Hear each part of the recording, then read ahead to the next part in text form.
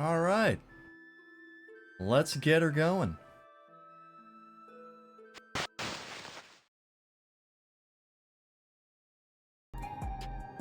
Alrighty, welcome in, folks. How's it going?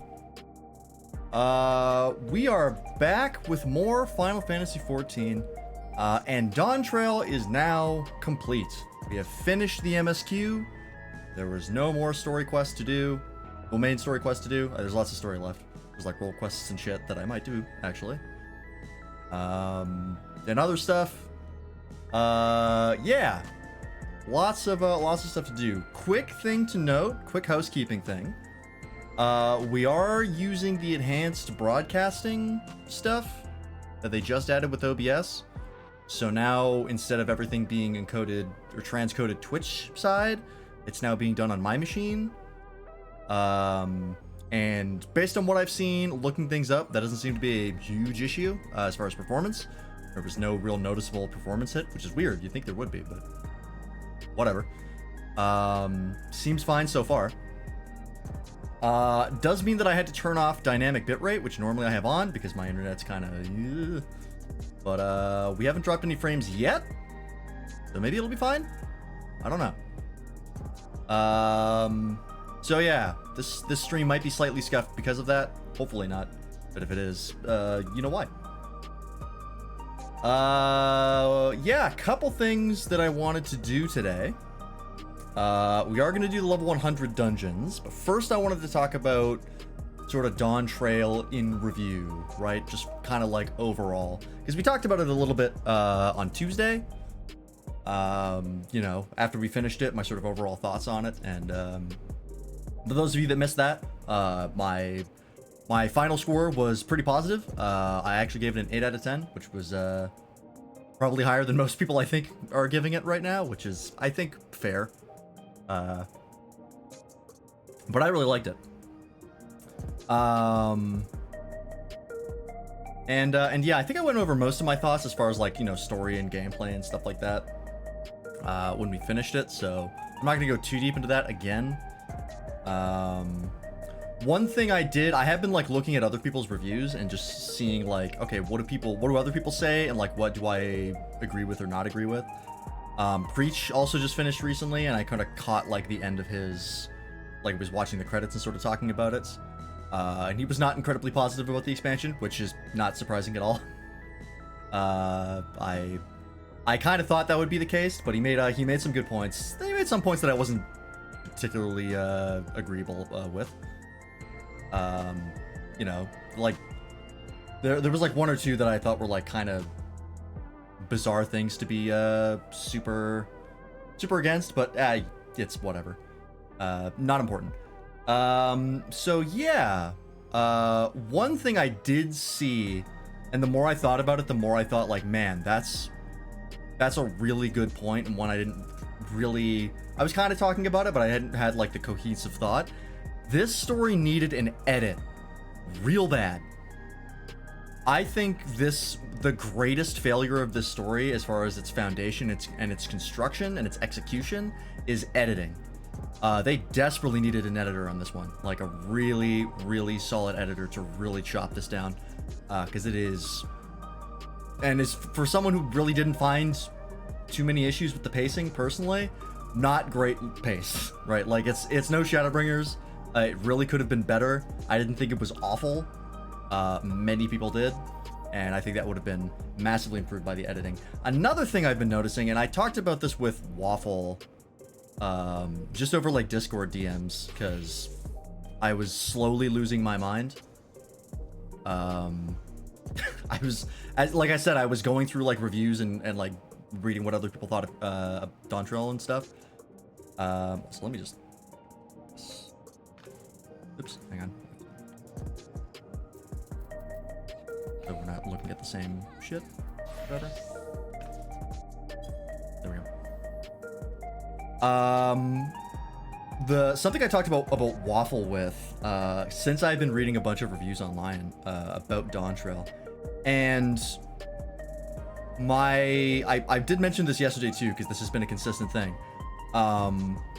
There are genuinely really good, valid criticisms and complaints and critiques about Dawntrail. This is the glitch Waffle was talking about. Now I know. Like there are some genuinely like major flaws about this expansion that, you know, some people are talking about, and I think it's important. And those are currently being buried by a fucking avalanche of complete nonsense. Right? Like stuff about the MSQ and the story that is like blatantly untrue, like are just straight up lies. Or either they're lies or people really missed major information along the way. Which is weird, considering how much this story spells shit out for you, like, very, very often. I honestly thought this story was pretty good about just straight up explaining things and concepts to the player. Apparently, not that good, because... man, wow. There are some misconceptions out there that was, surprising, to say the least. Now, there is an argument to be made that, like, because the story was so dense, and there was so much of it, that if the story had been executed better or edited better, that the information that was important would have been more easily, you know, absorbed by the players. Like, people were missing stuff because there was just so much information at once that they were missing bits and pieces of it.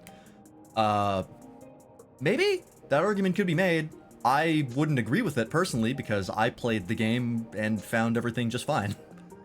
And it's not like I was, you know, like paying excruciatingly close detail to every piece of dialogue. I was fucking reading it, and that was all I found I needed. But who knows? I'm kind of of the opinion that if the story presents information to you in a way, like if it puts it right in front of your face of like here, and you still miss it, that's kind of on you no matter what, right? Like, yeah, the story could have done maybe a better job doing it, but it's still on the critical path and you still missed it, so that's on you. I digress. The discourse surrounding Dawntrail has been pretty disappointing so far. I was really expecting better, you know, and it's not that like people don't like it. I don't really care that people don't like it. In fact, I kind of expected that. And like, you know, yeah, I want people to like the shit that I like. That's, you know, everyone wants that. But it's not the fact that people dislike Dawntrail. It's the fact that they dislike it for reasons that don't make sense to me. You know, like they're basing their opinion on Dawntrail off stuff that is factually untrue. Like the stuff I can literally point out a cutscene and go, that's wrong, it's right here. Or stuff of just like major themes and morals. This guy's having a day. Hey, you know what? After finishing Dawntrail, I get it. Like missing major themes and like morals and things that the expansion is fundamentally about, and just completely misinterpreting those. Like objectively misinterpreting them. Like I saw a lot of people not understanding what the point of the final zone was, for instance. And I think the final zone of Dawntrail is easily its best part. Like, it takes all the themes and morals that you've been building up to for the entire expansion and, like, does such a good job about, like, really hammering it home and, like, coming to the big conclusion of, like, all right, the legacies, you know, the memories of people that you have been learning about this entire expansion, right? It's all about legacy and people's culture and stuff. Well, now you have to say goodbye to it, right? That's what the final zone is about. It's a metaphor for death in general, but it's also a metaphor for, you know, legacies, which is something that the game talks about a lot, is legacies. And so, you know, acknowledging that, like, yeah, eventually you have to let go. Eventually you just have to accept that all that's left of someone is your memories of them, that you have in your brain, and then eventually you too will be gone. And all that will be left of you is the memories people have of you, and so on and so forth. And that's sort of like the, you know, the big theme of the final zone and sort of the expansion as a whole, or at least one of the main themes as the expansion as a whole. And people just don't get that. People just saw it as like, oh, there's a bunch of fake robots that are sucking up ether. Let me just go shut them off. And then all the emotional beats that the Unlost World tried to like execute just don't land because people don't understand what it's about, and it just falls flat. Like, I've seen people arguing about the moral implications of turning off the Unlost World, and I've seen a ton of people just be like, yeah, the game says that they're not alive, or that they don't have souls, so I interpret that as they're not real, and I shut them down with zero remorse. And that was extremely surprising to me, because I'm pretty sure the game explicitly tells you, yeah, they don't necessarily have, like, souls. They're not living, but they're not exactly dead either. Like, they're sentient, they're conscious, they know what they are, and they know what's going on. And so the decision to turn them off is sort of like this moral, ethical, philosophical quandary that the game sort of presents to you, but never gives you a straight answer towards, as sort of like a way to make you, the player, think of like, is this, you know, how do I feel about this? And then ultimately the game goes, no matter what you think about that, the fact of the matter is that you have to turn them off. There's no other choice. Like, maybe if you had infinite time and infinite, you know, energy, you could figure out this problem so that everybody wins, but you don't. So you have to make the decision to turn them off, and you have to live with that, which I thought was very well done, in my opinion. And a lot of people just don't seem to agree, because I think just the themes of the themes of the Unlost World kind of flew over the heads. Also, something I should mention, because I also did rewatch my own VOD a little bit, just going through and making sure like I had everything right, because like I said, I feel like I talked to Waffle about it, but I feel like I'm being gaslit. Like, thinking the story was really not that bad, and everything I see online is that it's fucking awful, and I'm like, man, is it just me?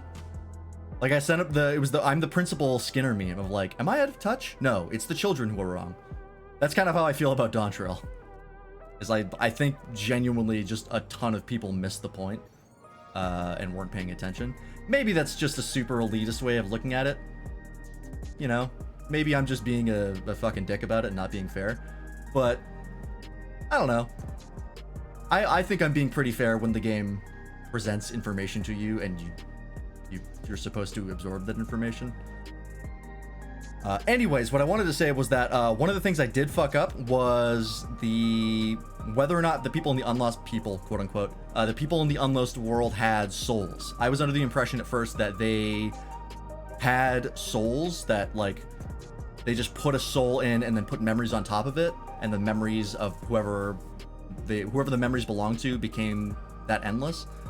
I don't think that's the case going back. I think they are just digital memories projected onto a robot body, but they do exist. Like, they are sentient and conscious still. They just don't have a soul, quote unquote.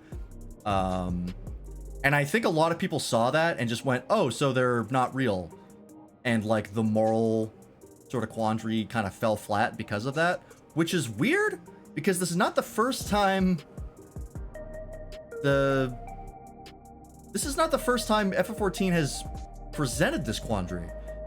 And indeed, it was presented by a villain, like an out-and-out bad guy that we weren't supposed to empathize with, or we weren't supposed to agree with, right? Empathize with, which was Emmett Selk, right? Emmett Selk straight up said, I do not believe you to be truly alive, ergo, I will not be guilty of murder if I kill you. And I don't know, every time I heard that quote before Dawntrail came out, everyone was like, yeah, it's his twisted, fucked up way of thinking that makes him say that, of like how he sees us as not alive because we don't match his, you know, definition of living, right? And he's the bad guy, and that's part of his, you know, twisted ideals as a villain, and that's what makes him good. And it was a good thing about Emmett Selk, but the thing was that we didn't agree with him, right? Because that would mean that we would be okay with him committing omnicide. And then Dawntrail kind of rolls around and sort of puts us in the position of Emmett Selk, of like, yeah, they don't have souls, but do you feel anything? But you do have to turn them off to save yourselves, right? To save the source. How does that make you feel? And I guess a tremendous amount of people, when the shoe was on the other foot, turned out to actually agree with Emet-Selch and be like, oh yeah, they're not alive? Yeah, turn them off. Like, who cares? They don't have souls? Oh, then this isn't murder. Like, I don't feel bad about this. Which is like, wow. So much for catching all the nuances and subtleties of previous expansions. Turns out we're not quite as good as at critiquing and analyzing things as we thought. So yeah, that's been a bit of a disappointment. I kind of expected better of the community, only to watch them fall flat on their face about that one. But yeah.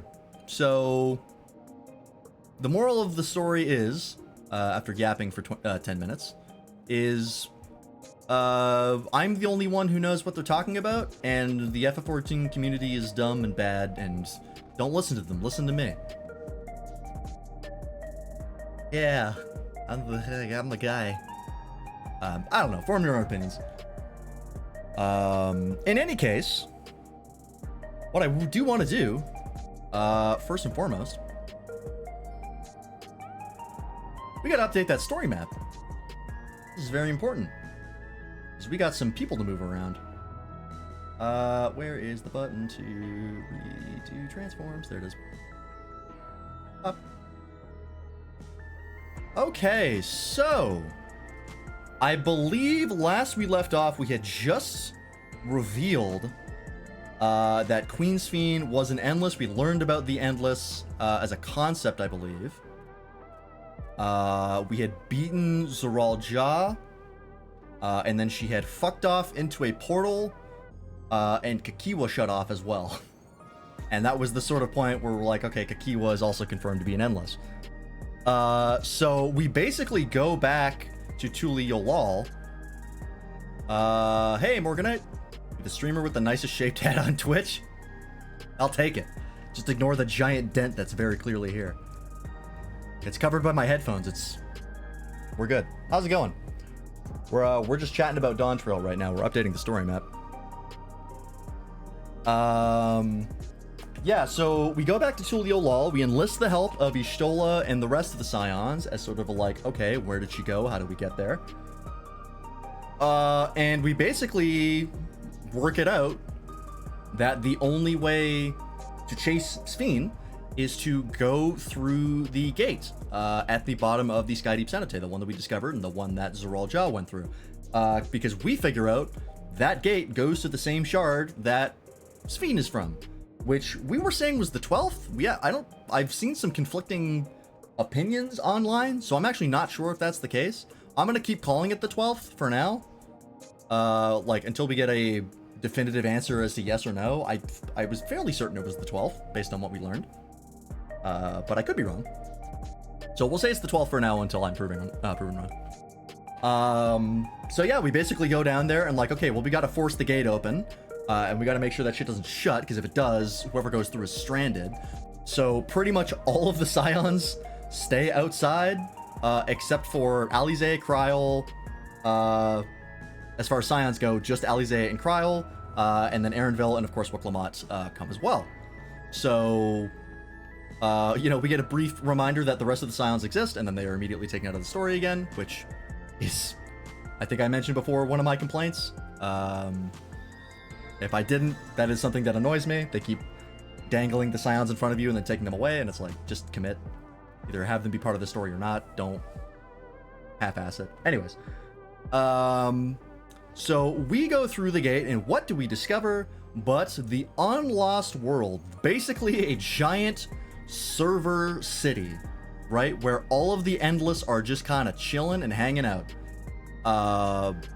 It is basically a macabre theme park. Actually, I think it's a literal theme park, if I recall correctly, of what used to exist in the 12th. Like all of the, you know, or several of the cities and the locales, and, you know, stuff like that. They're all recreated there as like projections, so that the Endless can kind of walk around and sort of be, you know, see things as they used to be, and, you know, kind of be comfortable, quote unquote. And it's like equal parts sad and fucked up. And and no one's really sure how to feel about it. And then we meet Kakiwa. Kakiwa literally shows up at the entrance and is like, hey, what's up? How's it going? And I think we'll actually draw Kakiwa here, because we haven't drawn her yet, and she does actually play a decently important part. Another rabbit person. Yeah.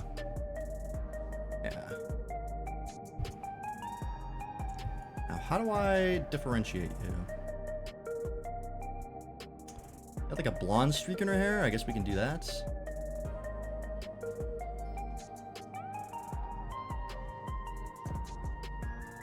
Sure, that's good enough. So we meet Kakiwa there, and we're like, all right, Kakiwa, give us the download. Like, what's the plan? How are we gonna stop Sphene from merging the 12th shard and the source so that she can energy vampire the source to power the endless, because they don't have enough power. That's the only way they can get it, is from harvesting living people. And Kakiwa's like, all right, here's the plan. You've got to destroy the endless. There are 4 terminals, or 4 like side terminals, and 1 big main terminal called the Meso terminal. Meso? I think it's Meso. You got to turn them all off and basically turn off the endless.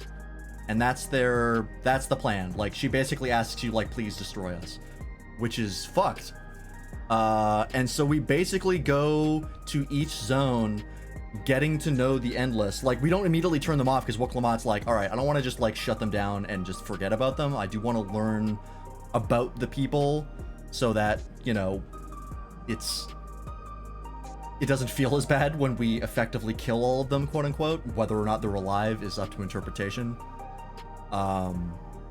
So like I want to at least get to know them to understand the gravity of what I'm doing, which I think is great. And we're like, well, we probably have enough time to do this, and if we don't, then we'll have to speed it up. But we do have time, because basically Sphene is in the Meso terminal, shutting everything down, doing crazy calculations, so she's kind of unaware of what's going on. And this gives us the opportunity to shut everything down without her trying to stop us. So we go through each area, getting emotionally obliterated for like 4 straight hours. Woklamat meets with Namika again, and basically has like closure with her and says goodbye to her, which was brutal to me personally. That killed me. Then we go to first we go to the waterways, or canal town, I think it's called, where Woklamat meets Namika, and we also do a bunch of other stuff there, getting to know other endless and shit. And then we go to Yesterland, which is like basically where the souls of children, or not the souls, but the memories of children reside. It's like it's got a Ferris wheel, and they have like plays and stuff. And we meet Otis again, the original form of Otis, before his body or his soul was put in a robot body. Turns out they like cloned his memories so that there's like 2 versions of him, the one in the robot body to live for 400 years and the one that's been an endless the whole time. And we help him, and we say goodbye to him. We go to the volcano area, something volcane, I forget the first word. We go there, and we meet Kryle's parents, which is again brutal. They get the sort of resolution with Kryle meeting her parents again. It's really awkward at first because they literally don't know each other. They're like vaguely aware of each other, and that's pretty much it. And so they have a nice chat. We watch Graha fucking scarf down some ice cream to break the ice, and it works. We also get to learn about the origins of the Malala on the 12th. They were actually from a different reflection, or from a different... They weren't originally from the 12th. They came from somewhere else because of a ice calamity. They came there... they basically escaped from wherever they were to the 12th, and they brought the key with them. They were the ones who had the key / the thing I call the chalice, which I will draw that, because if that's not plot important coming up, then I don't know what will be. So we'll do just kind of like mildly lopsided, but that's fine. It's got like a crystal in the center.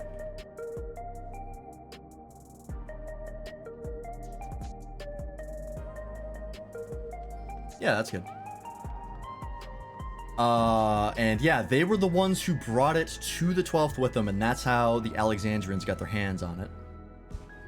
So they let us know about that, and then eventually we have to shut off that area next. So Krala says goodbye to her parents, and then last but not least, we have the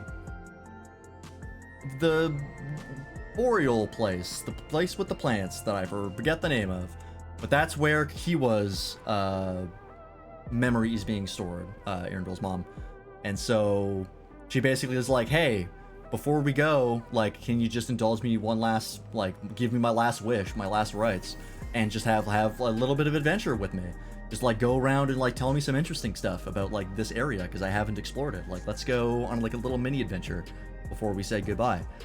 And Arunville is not cool with that. He's having a real tough emotional time, but eventually he does get over it and you know, help his mom. And then yeah, we finally say goodbye to Kakiwa and we shut off the final terminal, just in time, thankfully, for the final stages of interdimensional fusion to begin, which means we go to the Meso terminal, and we basically upload ourselves into the terminal to confront Sphene. Hey, Arsai, art stream? Yeah, we can update the story map. It's important. So we go in, and what do we find? But we find that Sphene, we knew about this beforehand, but Sphene is basically, I mean, it's kind of like, really the only way to put it for me that makes sense is we are basically in a dungeon watching Sphene commit suicide in-game in real time, right? All of the memories that make her Sphene, like all the memories of the beloved Queen of the 12th that became the endless Queen Sphene, are being deleted because they are holding her back from doing what needs to be done to protect her people from ceasing to exist, which is going and harvesting life throughout the various dimensions to keep the place powered. So yeah, that is, and basically we see this in game as the memories of Alexandria and all the things that happened to it over the course of Queen Sphene's lifetime. And we basically run through Alexandria as all that's happening. And so we see it as it once was in all of its splendor and its glory. And then we see it when the calamity happens. Must retain story information well. I'm still on ARR and I've already forgotten stuff. I'm pretty good about that. I do have a fairly good memory for these sorts of things. But also, this literally just happened like a couple days ago, so that's why we're doing this recap, is to sort of like reinforce it. This is actually what I did for the entire first arc of the game, the Heidelin and Zodiarch arc. I can actually show you the other story map we had. This is the one that we built for A Realm Born and Up.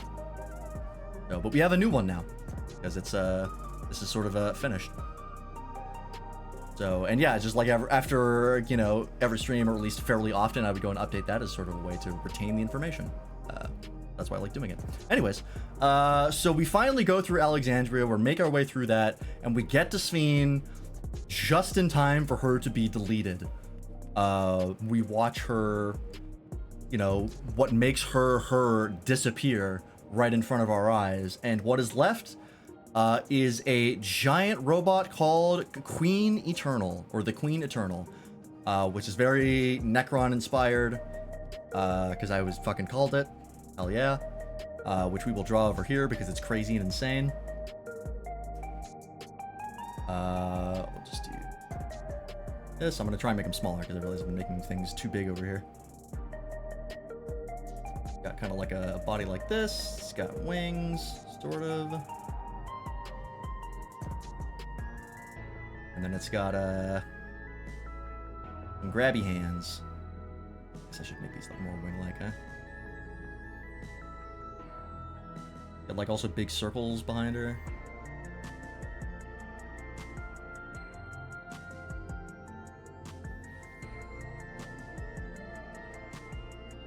Got like green glowies all over. I don't remember exactly where, but they're there.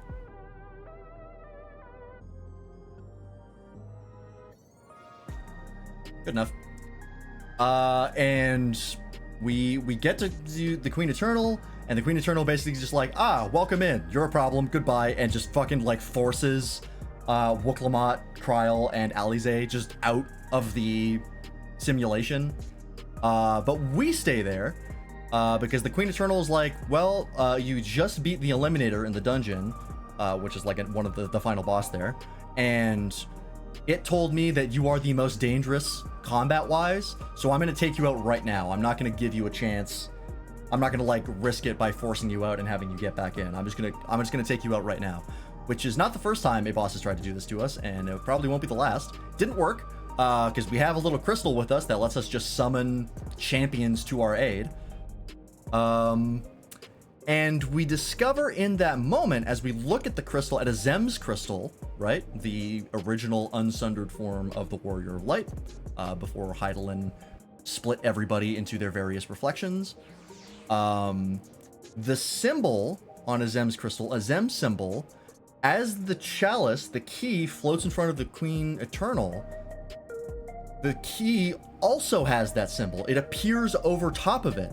So the chalice has some sort of connection with Azem. Either Azem made it or something. Azem, there's some sort of connection to Azem with the chalice, which is very interesting. But we don't know anything more about that other than that there is some sort of connection. She absorbs the chalice and gains the ability to move between worlds, as it were. We summon a bunch of champions to help us out, and bam, we get Interphos, the final trial of Dawntrail. We do pretty well against the Queen, but she starts freaking out near the end, but in so doing, loses her control over keeping Wuk-Lamat and the other Scions sort of separated and away from the fight, and Wuk-Lamat uses that crack in sort of this virtual reality to bust in and help us. And in the moment, she basically says, like, if you're gonna do this, right, as much as I don't want you to, if you're gonna do this, don't do it as some sort of machine, as like this just mindless, you know, construct. Do this as Sphene, as the person that I got to know before all of this. And as a result, partial memories of Sphene reappear. She reappears in the chest of the Queen Eternal. And Sphene basically says, like, okay, like, because she's not backing down, she still wants this, because the alternative is letting her people die, and that's absolutely unacceptable to her.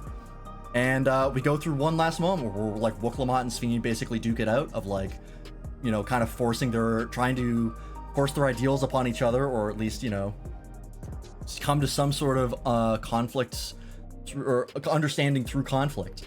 And as a result, we win the fight. And at the end of the fight, Wuk-Lamat and Sphene basically talk to each other and say, like, I wish it wasn't this way. I wish, you know, we had more time to get to know each other, or if we could have known each other before all of this happened, perhaps there would have been a way to resolve this diplomatically and peacefully, but there wasn't. And that sucks. And as a result, she gives us the key, the chalice. I'm gonna keep calling it the chalice because the key is kind of like, it's too vague for me. I like the chalice is more evocative of what it looks like rather than just a key. But anyways, she gives us the chalice, and she basically forces us out of the simulation, as everything disappears, as all of the endless that are left in the Meso terminal are turned off, and as a result, the unlost world is undone. And the final sort of scene we see in that zone is the gold light of memories of the Golden City disappearing. And we see the sunrise over a empty cityscape, an empty fake city. And we basically come back home to a hero's welcome, having saved the day. And that is pretty much the end of Dawntrail, which does mean that we're going to go ahead and we have some people to move into the dead zone.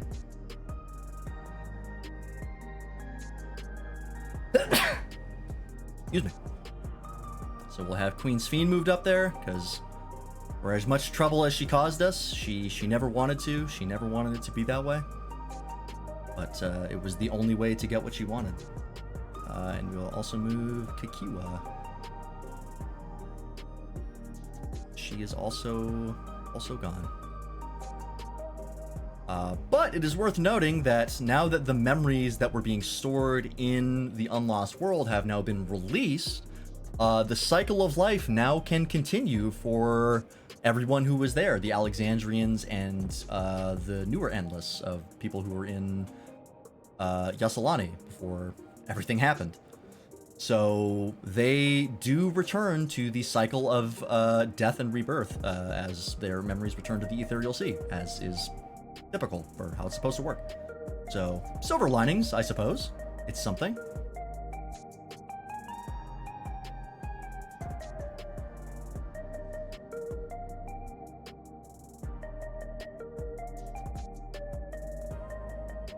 Terrible wings. I can do better. Make them, like, kind of rounded for fluffy feather edges. That's good enough. And for you...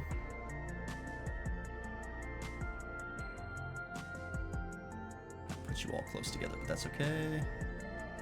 Getting moved. And of course...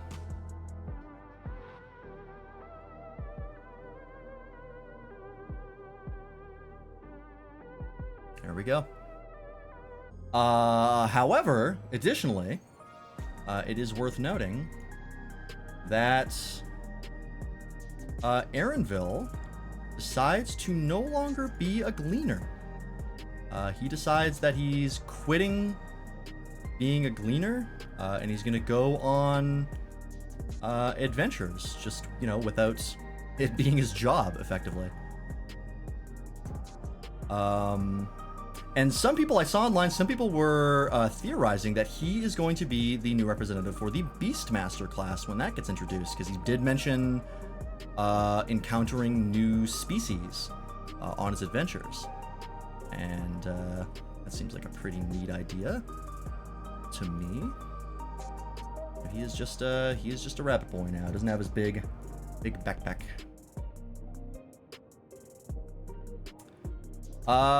And the final thing we see in the MSQ is this. Get it?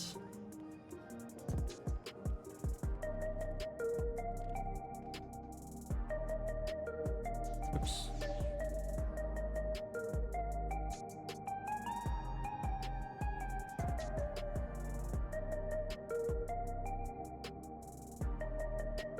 So hard to just drag. There we go. Queen Sphene's crown appears in the final cutscene, and we don't know why. We do know that it was a special regulator, quote unquote, according to the people at the in the Resistance. So we are presumably going to find out in the patch content. So I can move her payload down a little bit as a result. Is Beastmaster Druid? We don't know. It's another special class, like Blue Mage. It's like another limited job, and we're not entirely sure how it's going to work. But it's going to involve kind of like Pokemon gameplay, we believe, of like collecting other monsters and doing stuff with them, kind of like you collect spells with Blue Mage. So that's sort of the theory. But yeah, that pretty much wraps up the MSQ as we know it.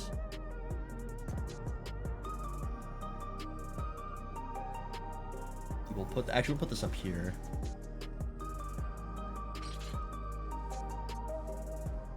with our plot and MacGuffins area. All right. Cactar, I choose you. Yeah, we're thinking it's something like that. We honestly don't know very much about it. It was just kind of announced and then that was it. But yeah. So that is... Oh, and we do actually have to do this because this is kind of important. But actually use this. But the City of Gold is no more. It is no longer golden. In fact, we can go to it and see how sad and depressing it is. Which, I think I've decided that I don't want to be undone through the MSQ. Or if it is undone, just have it, like, once Dawntrail finishes, just have, like, a toggle somewhere where you can just turn it on and off, because, like, when the new expansion comes out, effectively. That's, like, the only thing I could potentially want. You can get it back through NG+, if you do want to, like, look at it again, so... Yeah. And we're gonna go ahead and just make this smaller, because it's not as plot relevant anymore.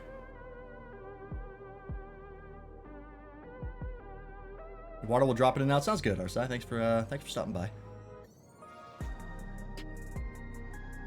I almost want to put this in, like, the dead area, but... it's fine. Alright. So that's the story map. Yeah. But there's one more thing we need to do that is not that story map. We gotta rank the characters for Dawntrail, baby. Where do we put them? Now there's not that many new characters in Dawntrail. There was a decent cast, but a lot of them were side characters. I mean, Wuklamot was sort of like 90% of your character interactions through all of Dawntrail, so yeah. It's there are some stuff in there though. So yeah, where do we put everybody? Let's start from left to right here. With Bakul Jaja. I like Bakul Jaja, actually. I didn't like him at first. I thought he was really cliched and not really interesting to watch. You know, he was kind of comedic in that way, but I didn't find him super entertaining. He's just kind of like very obvious villain guy. But by the end, he was pretty fun. So I put him in, I'll say B tier. I'm not putting him in A yet. He could very quickly get to A, especially over the patch content. What I really want to know, I just want to know more about, like, how he feels about, like, I want to see him atone more. Because it was kind of, like, skipped over in the MSQ. Or it just wasn't, like, super gone into. Which I feel like should have been a little more clear. At least, like, a couple lines of dialogue. So, like, how exactly he's going to... you know, make up for his mistakes and for releasing a crazy monster. So yeah. We'll put him in B tier for now. I could see him moving up into A tier. Kakiwa. I like Kakiwa. I don't know if I'd put her in A tier. I think she's another B tier character. B tier is still good.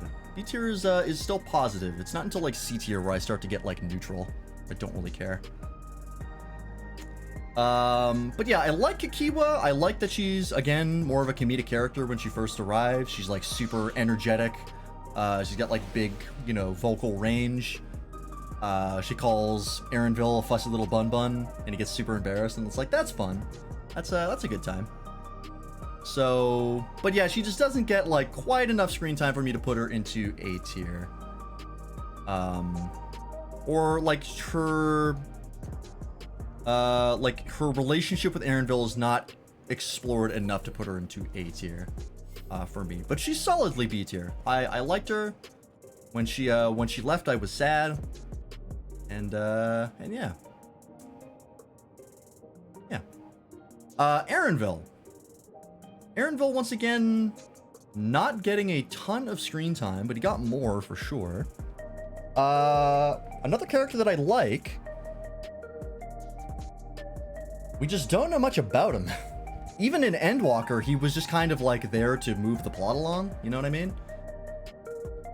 He was just there to be like, hey, here's the information that you need, or here's the blah, blah, blah.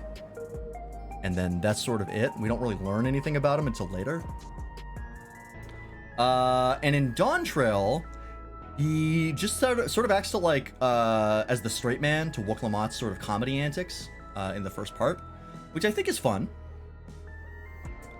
But yeah, we don't really know anything about his motive. Well, I guess we do know more about his motivations.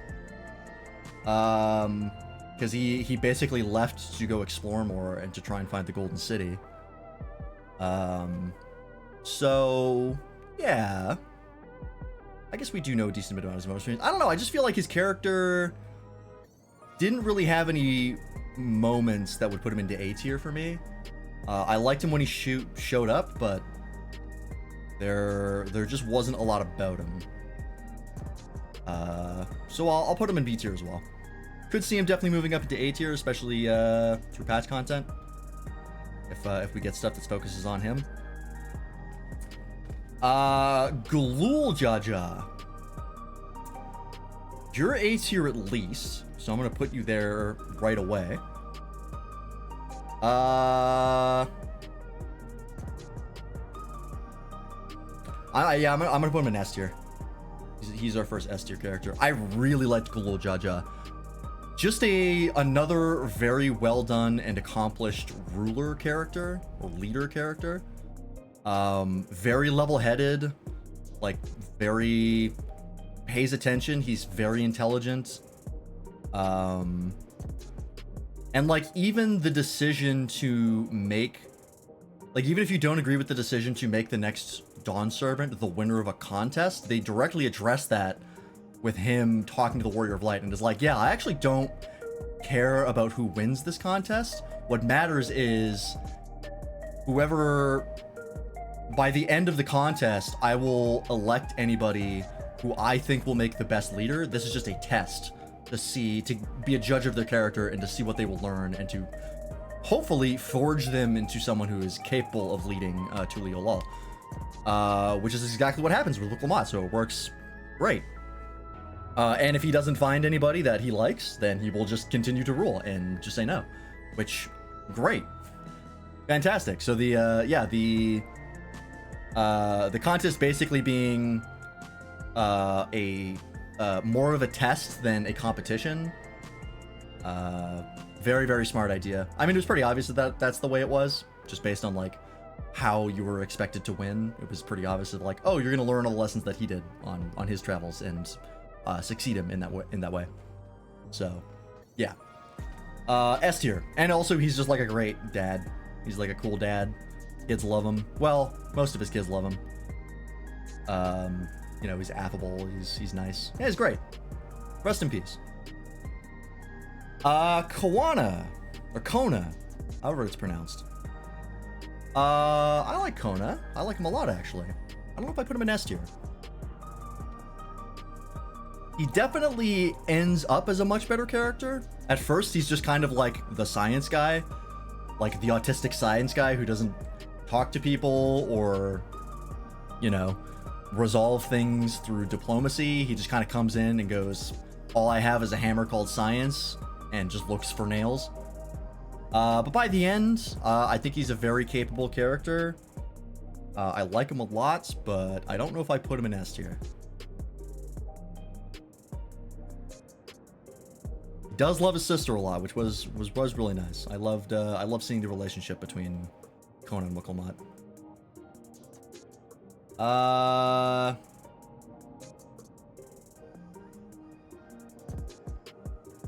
Yeah, we'll put him in A tier. I think he's a very solid, like, high A tier, but I don't think he quite squeaks into S. I think I need to see I need to see more of him. I need to be more impressed by him to get him into S. I think if we saw in the patch content like what he brings to the table as co-Dawn Servant, like alongside Woklamat, I think that'll help a lot because we didn't really get to see that a ton. We saw that with the defense of Tulio Lal and like him reaching out to Razathan to get Vritra to come and save them from the ships, which is him fixing things with diplomacy instead of just science, so that was cool. But I just need more of that to get him into S tier. So, but I definitely do like him. Kryl. Another character that I like, but even before Endwalker, I didn't really have any super strong feelings for. She just kind of hangs out in the background and is useful and nice, but yeah, I never really felt super strongly about her. And I think in Dawntrail that kind of remains. I like that she becomes Pictomancer. I would have liked to see more of her taking a front role, or like a frontline role, or a more active role, I guess, and sort of talking about like how it's different and what she's not used to. Maybe seeing her struggling in that role because once again, it's her first time. Because as it stands, she just kind of picks up Pictomancer and then she's just part of the gang and that's it. I feel like there could have been more of an interesting story to tell there. And I like her storyline, but there's really not that much of it. She pretty much just learns about her origins and meets her parents, and that's about it, which I didn't really expect a ton more, to be perfectly honest. Apparently a lot of people did, which that's fine. But I never really found myself super enamored with her, so I'll put her in B tier. I'm not upset when she shows up, but there's many other characters I'd be more excited to see. Otis. Otis is great. He is just very friendly. This like really over-the-top knight character. He screams villainy and then goes off on people. He's great. That said, he's not S tier. I have higher standards for S tier than just being fun. He's great though. I am sad that he's gone. He was a great like kind of comic relief character who showed up and then was subsequently removed, and that sucks. But it was fun while it lasted. And also him being a reflection of Hildebrand very clearly is super funny. Sphene, Queen Sphene. This may be a controversial choice. Well, me even liking Dawntrail is a controversial choice, first of all. But this may be a controversial choice, but I think Sphene is an S tier villain. I would put her up there with the pantheon of great FF14 villains. I loved that she was so conflicted because she was effectively an AI with feelings and desires. She wanted to protect her people by all costs, but the only way to do that was to basically be a parasitic existence that would just suck worlds dry of their ether and of their life to keep her people alive. And she didn't want to do that, right? That was sort of the point of those memories being deleted. Was that her kindness and her compassion for everybody, not just her own people, were holding her back, and the only way to continue was to destroy that. So it's a very tragic character. I think it's very well done for me personally. I love the duality between her and Wuklamot. I thought the similarities between them and the eventual inevitable conflict that they had was super duper interesting. I was really a fan of that, which is a theme that I've seen exactly 0 people talk about, which is once again frustrating. But yeah, I think she's S tier. I was really impressed by her. Yeah. Wuklamot. This is going to be another extremely controversial choice. People are not going to like me for this one. S tier. I think Wooklamot, while her execution is not the best, like between the pacing and how much screen time she gets, there are definitely reasons to dislike her, don't get me wrong. However, her journey from being sort of like this insecure, you know, constantly trying to put up a front, sort of sheltered princess, and her going from that and eventually becoming a capable and effective queen in her own right and her leader in her own right. I just thought that was really, really fascinating, and it made sense to me. I thought all the beats were hit well. I love how the first half of the story is about her basically learning that her strength is through diplomacy and talking to people, and engaging with them and fixing their problems that way, or at least finding the best way to fix their problems through that. And then the second half of the story is directly challenging that by meeting someone who she cannot do that with, despite her best efforts, and eventually getting to the end of the story in the final trial and being like, all right, well, as much as we both don't want to do this, I have to resolve myself, being the vow of resolve, to fight you, to protect my people, and make the hard decision to take you down. And yeah, I think at this point, she's a really phenomenal character, and I would love to see more of her, especially compared to Lise from Stormblood, who I remain as a D tier character even at the end of her plotline, where she doesn't really learn anything, and just kind of gets thrust into a position of power that she then has to deal with, and at least she acknowledges that she doesn't do a good job or doesn't really know what she's doing, but we never really see her lead. She just kind of like gets people together, and then things go wrong, and I guess she sort of takes command of the situation, but not even super well. She makes like one good call by bringing Fordola in, and that's it. I don't know, I just feel like Lise as a ruler could have been better explored compared to Wooklamot, which I think was sort of the point of the story. Lise was more of a like, let's just get her out of the position that she's in and get her in a position where the players don't have to look at her anymore. Which Wooklamot might be fucking bound for anyways, because a lot of people don't like her. I like her, but I'm clearly the minority. But I maintain that she's S tier. I did see a couple people say that her character development was too quick, and that is a opinion that I wholeheartedly rail against. Because if Dawntrail is too quick for people, oh boy. Like, at that point, people are just asking for a Realm Reborn Alphino again, and I don't think I can handle that.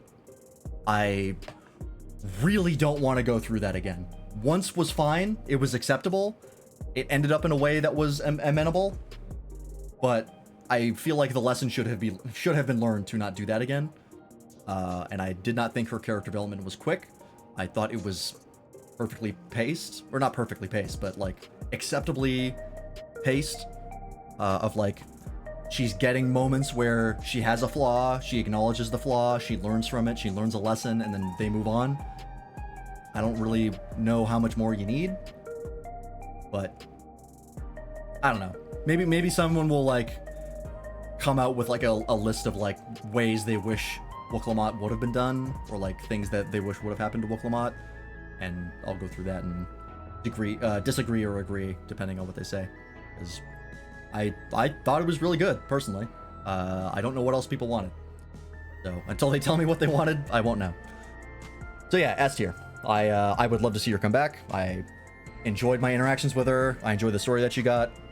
She's almost certainly going to be written out of the story after this, after her reception, which is unfortunate for me, but if she does come back, I'm happy about it. Zerul, or Zeral, right? Yeah, Zeral. I keep calling him Zerul, and that's wrong.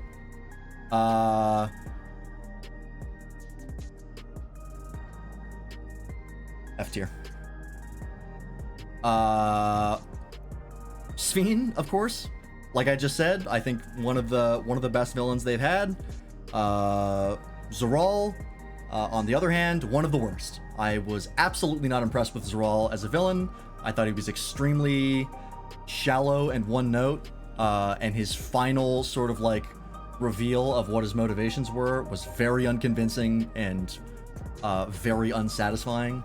I think they had a good foundation for him of where he could have been interesting, but it was just like the only good part about him was that the logical, like the sort of twisted logic he had of like, people don't appreciate peace, so I'm gonna bring them war so that they will. They'll know what they bring upon themselves by wishing for war or not wishing for peace. I kind of saw the logic in that, but I feel like it was such a weird way to go about it. Like, I just wasn't terribly interested in it. I wasn't super convinced by it. I thought it was a pretty shaky motivation. And then of course, we get to the end of the story where we find out that he's in fact just salty. I believe my exact words were, "Wow, I can't believe I'm not sad about the death of the world's saltiest loser." Because that's precisely what he is. He is just mad that he wasn't given everything at birth. He was a miracle and he didn't feel like he was being treated as one. And he was under a lot of pressure from other people to live up to being a miracle. Instead of just being handed it to him. And that's why he did everything, was to prove himself by committing genocide. I don't, fucking F tier. I really was not impressed by Zoralja. Easily the weakest part of the expansion for me. Yeah. Very, very disappointing. But yeah, want them all. Like, I never thought I would say, like, like, Van Daniel had better motivations. Van Daniel literally just being like, my emperor died and came back and got depressed, so I want to commit omnicide, was a better motivation, or at least a better portrayed and executed motivation than my daddy didn't give me the new Lamborghini I wanted. Yeah. Not good. Hunmu Rook, Oklamat's biological father. Weird to even have on this list. I felt like he was a very, like, low-tier side character. I guess he kind of had, like, a bit of an arc, so I get it. C tier, honestly, no real strong feelings whatsoever. I think the decision that he made of, like, basically giving up his biological daughter to Gulul Jaja because he was worried about her safety after being attacked by Mamul Jaws. Kind of interesting, you know, a kind of neat plot point, but otherwise we don't really know very much about him, so yeah, C tier. No strong feelings either way. Kettenram. B tier. I like him, but he just kind of is there and gives some exposition. We're a little confused as to how he's even there. He's just been in Tuliolal the whole time and never came back and just didn't even think to, like, send a fucking letter. I don't know. Kind of weird. Actually, you know what? No. I'm not going to put him on the same tier as Kryl or, like, Aaronville or any of those guys. C tier. Yeah, he does kind of look like the Giga Chad meme, which does bump him up a few points, but yeah, kind of just not a lot going on. Maybe he'll get explored more in the patch content, hopefully. Wook Evu. B tier. He's fun. He's got, like, a funny gimmick. That's it. That's all he's got. He is just the comedy relief that keeps showing up and giving you useful information while doing his bit, which is funny, but not enough to make it out of B tier. He is what he is. Yeah.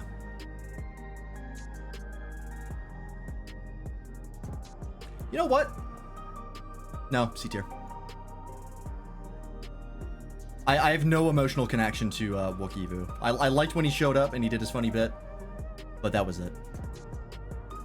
Like, if he turned up dead, I wouldn't be too busted up about it. Yeah, C tier. Gulul Jaws, Zoralja's maybe child. I'm still banking on it being a clone because I refuse to believe anyone would fuck that man.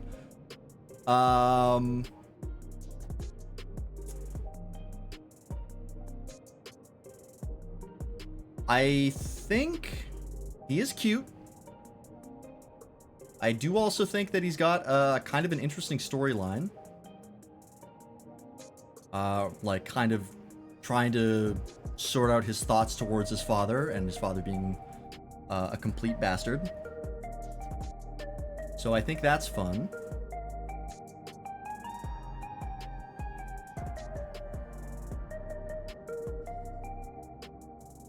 But I don't think he makes into A tier.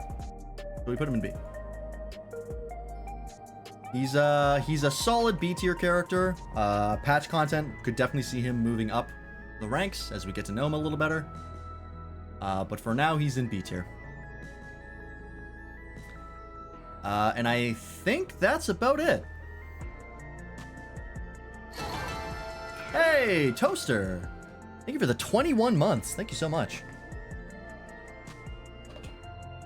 Very much appreciate that. Thank you for the tier 1 sub. Explain to me the difference between Brad Pitt and Leonardo DiCaprio. They're different people. Yeah. What are we tanking? I don't know. What are we talking about, do you mean? We're doing a character review of Dawntrail.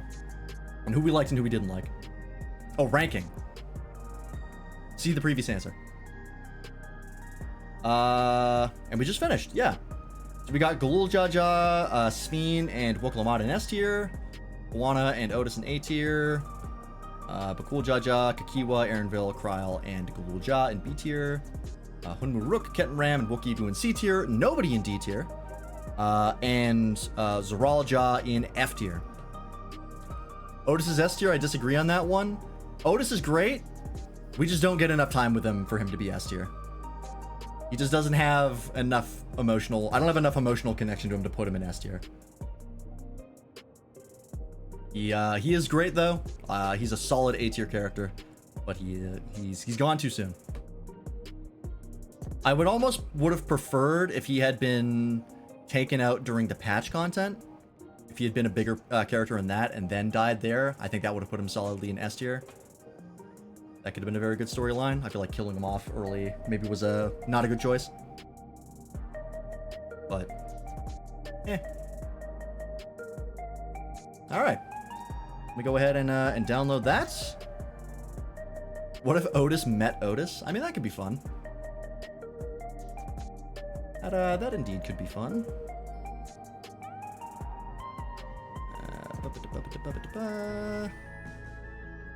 We'll just call this dog tier. Tier list. I couldn't find one that had all the characters on it, so I could rank everybody at once. So as a result, we have 2 separate tier lists. Who moved around on this list? Kryl moved down. Oh, no, wait, this is the wrong one. Hang on. This is the old one. We need... And I can delete this one. Right? Yeah. Let's call this, Heidelin... List. Get rid of the old one. That was before Endwalker. That was after Shadowbringers. There we go. Yeah, I think Kryl moved from A to B. Yeah, she was an A tier here, and I moved her down to B tier. Where was Aaronville? Was he in A tier? I don't think he was. Yeah, he was in B tier, so he stayed. I think, yeah, I liked Kryl for sure, but, we just didn't really get much of her in this expansion. I feel like she had bigger parts than the other ones, and as a result, kind of move her down. Yeah. And I think everyone else, I think those were the only characters that remained, right? Or were from other expansions? Yes. And none of the other Scions really got touched as far as like moving them up and down on the board, so I think everything here stays. I think we just add the Dawntrail characters and that's it. So yeah. Yeah, there's Lise down there in D tier. I had higher hopes for her being a leader character, but didn't find her very compelling.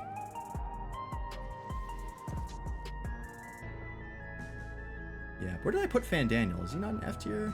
In D tier? Yeah, there he is. Yeah, I think F tier is too harsh on Fandaniel. I wasn't crazy about him, but I didn't hate him. I didn't think it was super poorly done. And then, of course, Minfilia is fucking at the bottom. Yeah. All right. I think we can call that a recap. I will save this. Save to my accounts. I have it.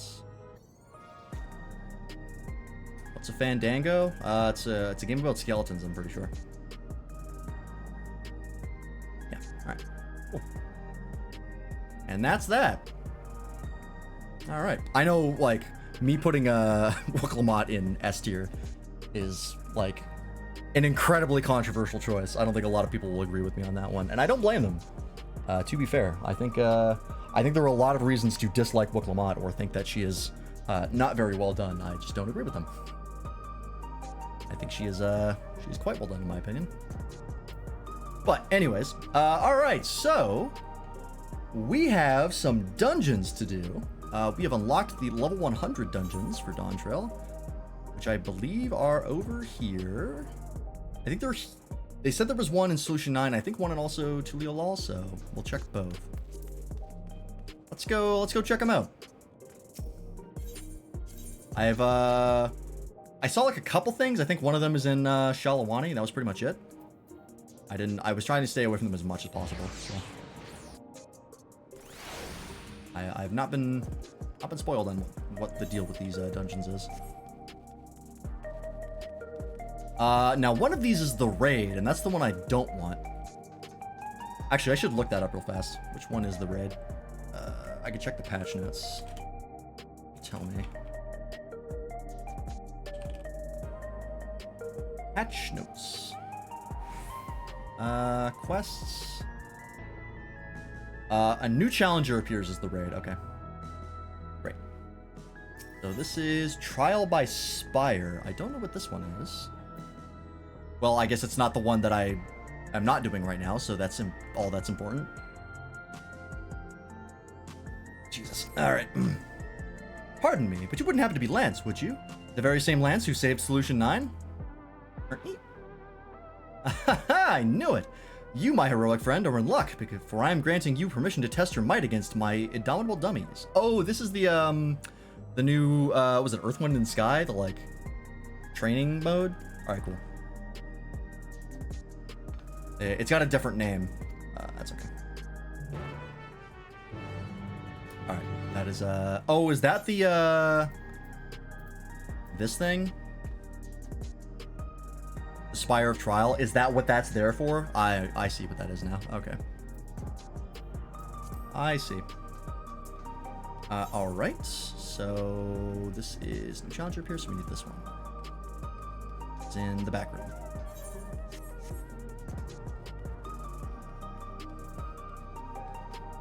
As a reminder, we will be starting the raids next week. So we will not be doing them today or tomorrow.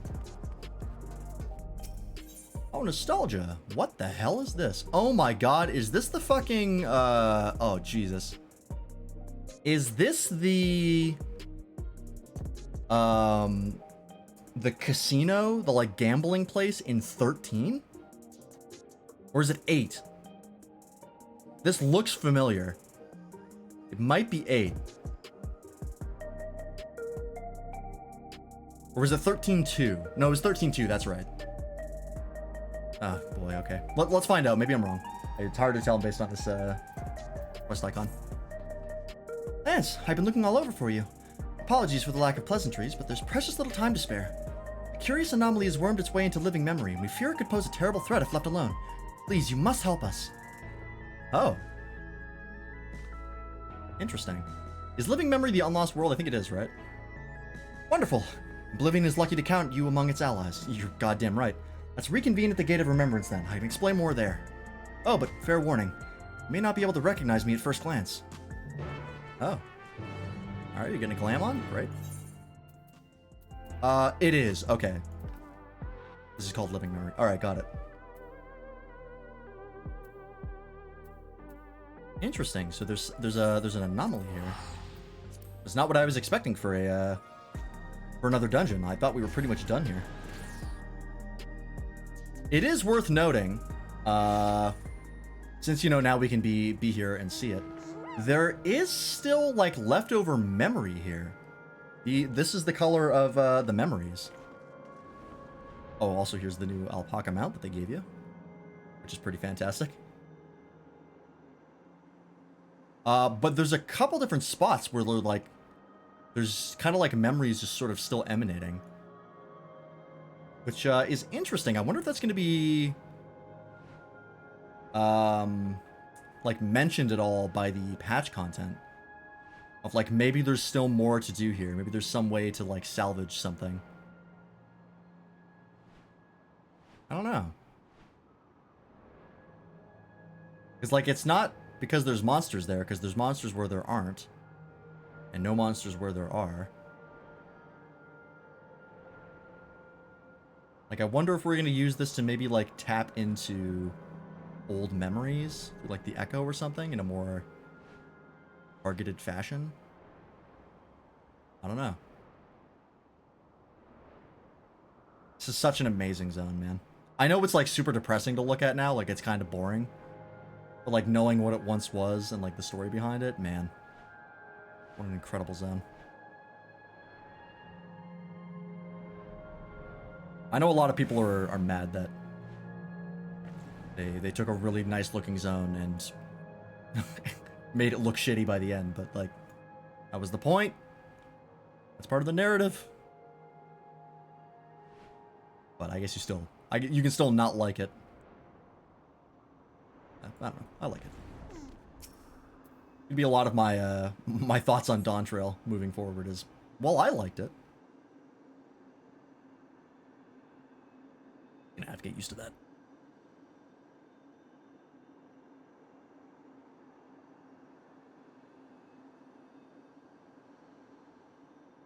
What is nostalgia gonna look like? Show up in a fucking mascot costume? Oh, she shows up in a robot body. Interesting. I guess other people can't really come here, right? Because we can come here through teleporting, but the gate is closed from the outside. So if you're not attuned here, you can't get in. That makes sense. Do this as well.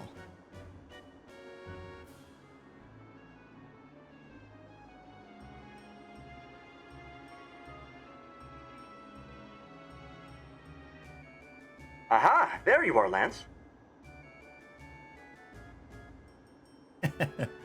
Look at my face. It's me. Nostalgia.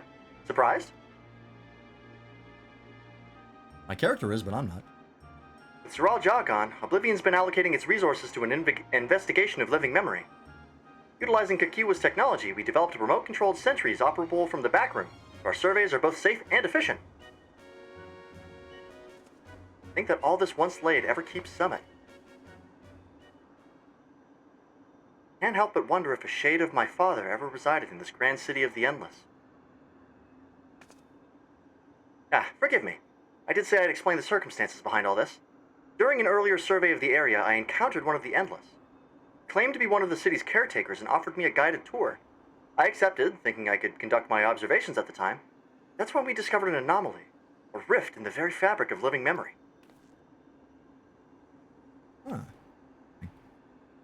I'm sure you'd rather see it to yourself to believe it, though. Let's make for the Esperance Wheels first. Constancy, the Endless who guided me, that is, should still be on duty there. Oh, we know him. Who's the guy who showed up at the start?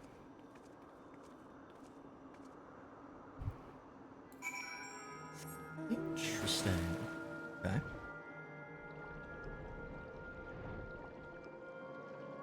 So I'm assuming there's like a part of it that like wasn't quite destroyed. It was like partitioned, I guess, away from everything else.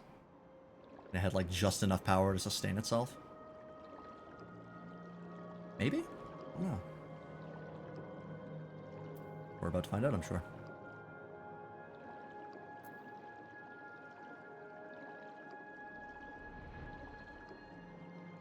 Oh yeah, there's a rift right here. Force of will was just so strong he refuses to die. Not the first time that has happened in a Square Enix property. In fact, that happens concerningly often. The lingering wills would show up through this portal and kick my ass.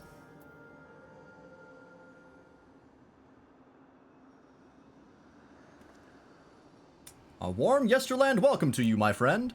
Or should I say, welcome back. I'd not expected for you to return as our anomaly-slaying volunteer. I do hope I was able to make your first visit to the Gate of Remembrance a special one. Your associate here informed me of what occurred afterwards, namely Her Majesty's regrettable demise.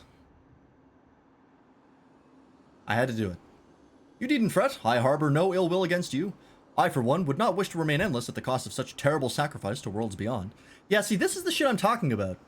This is what confuses me when people don't clock these guys as, like, sentient beings. Right? Like, I feel like people just saw that they didn't have souls and just turned their brains off. When it's like, they're clearly conscious, sentient existences, even if they don't have souls.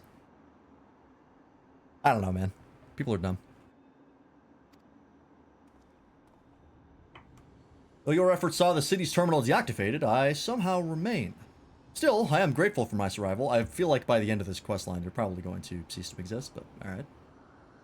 I'm grateful for my survival, as it allowed me to discover this peculiar phenomenon.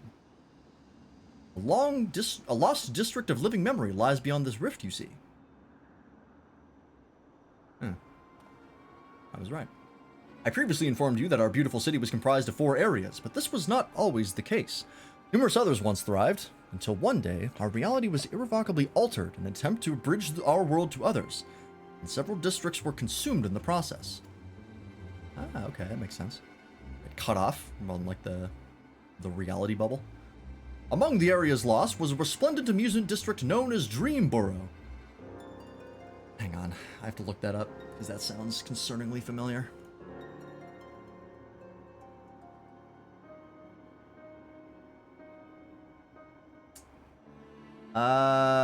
Nope. Okay. I thought maybe that was the name of the place in 13.2 or something, but it is not. This rift, however, allows us access through its streets once more. We took a cursory glance of the place for ourselves, since we were curious to know what became of it. But there's nothing amusing about it. Quite the opposite, actually. We were promptly chased out by a horde of angry ghosts. After decades disconnected from living memory's ether supply, we must assume that the endless who resided there are no more. The once idyllic atmosphere has been marred by a dismal shroud, and I dare say our poor Dreamborough has warped itself into a place of nightmares. It has returned to us as a lost soul would, longing for connection. The beings within have come to call it the Stray Burrow Deadwalk. That is a dope name. Now that it's reconnected with living memory, its presence is a risk to the city. We'd like you to brave the Deadwalk and shed some light on this mystery.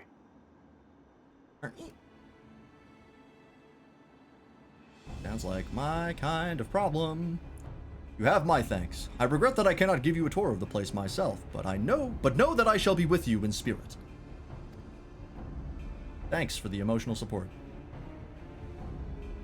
Alright, in we go. That was easy. Stray Burrow Deadwalk. Interesting. Alright, let's do it. Let's get in queue for 45 minutes. Here we go. Oh, before stream I did a Glaya. I heard that apparently a Glaya is like now one of the best leveling methods. Because you can complete it in like 20 minutes because everyone's so high level now. And with all the EXP bonuses you can stack, you can get like over half a level in like 20 minutes, which is really, really good value. So I tested it out and pretty effective. It'll be a good thing to like mix into the rest of the stuff I like to do level just to keep things fresh. Dungeon. Stray Burrow Deadwalk. Alright. Getting queue. Oh, queue's actually not too bad. 6 minutes. Dreamborough, a district of living memory long thought lost to interdimensional fusion, rises from the rift after decades of disconnection. Yet what lies beyond its gates is not the dazzling paradise of Constancy's memory, but a land marred by shadow and haunted by vestiges of the endless who once called it home. We must venture into the twisted grounds and quell the lost soul's agony once and for all. The phantoms within do not take kindly to the living. Interesting. So the endless who were there left something behind. Their, like, memory was twisted into beings. Interesting. Okay. Let's, we'll try it out. I'm gonna go beat up my training dummy a little bit more. Because, in between streams, once we finished the, oh, audio? Hello? Oh, we're good. Alright, that was weird. My recording bitrate also just, like, plummeted. That was bizarre. In between streams, I decided to relook at my hotbar again after doing some level 100 Viper stuff. And I decided to make use of my numpad a little more. Because I found that the weaving of Serpent's Tail, which comes up a lot, is on Q it's not bad, but I wanted it to be a little bit easier, and I found that putting it on the side of my MMO mouse was easier. And that let me put these down here. I'm still getting used to it a little bit, because I did muscle memory. I did get used to the muscle memory of doing it the way I did, so I have to kind of get used to the new way now.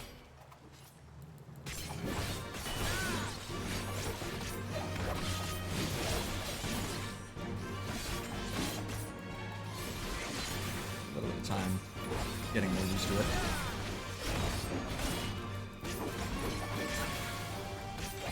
I also moved my job gauge out of the way just because I didn't find myself actually looking at it that often. Oops.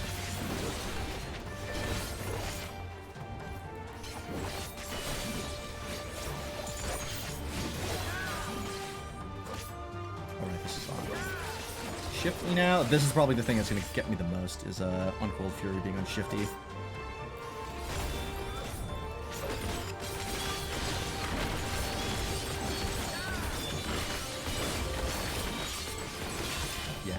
It's definitely better because while I'm doing the big burst mode, it's easier to hit my movement keys.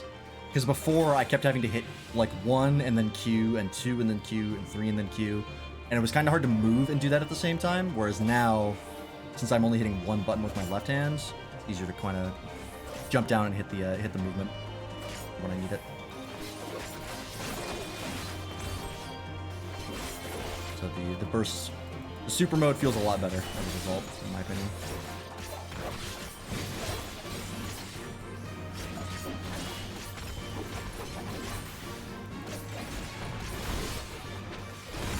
Definitely takes getting used to that. But I mean, hey, I do it for Ninja, so... I might also do the same setup for Gunbreaker. Gunbreaker has a lot of bleeds as well with continuation. Not as many as Viper, not even close, but... I may want to consider changing it up.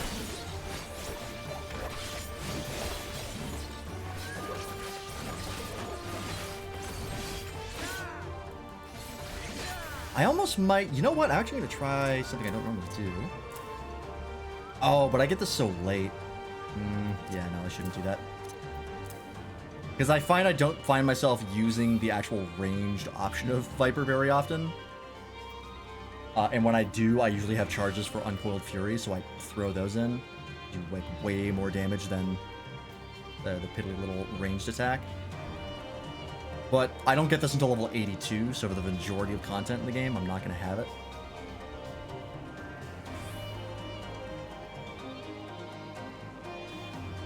Although, I mean, you don't use the ranged option that much. We'll try it out. If I get level sync down and it becomes a huge pain in the ass, then I'll think about it then.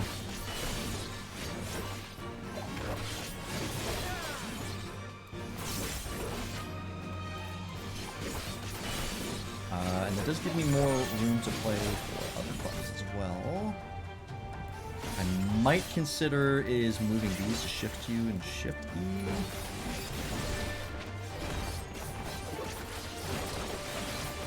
I feel like R might have better options.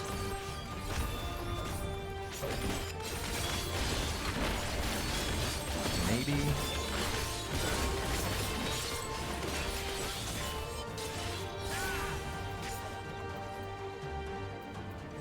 Because then I could put Serpent's Ire on there, which I feel like I would hit more often, it being on R than on G. Try that maybe. Shift you, whoops. Shift R, put you on R. Or actually, we could put this on R, on F. Problem is that I do hit this like pretty often because it's only a 40-second cooldown. That might take some serious getting used to. But you only have to hit it once and then you get a lot of time to recover. Maybe that's the play.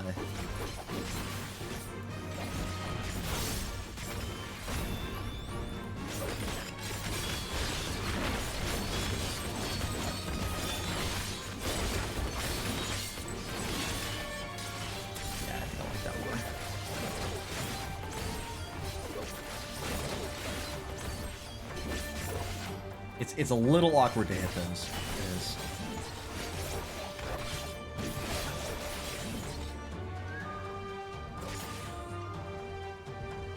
I wonder if it's maybe better, instead of these being on shift 1 and 2,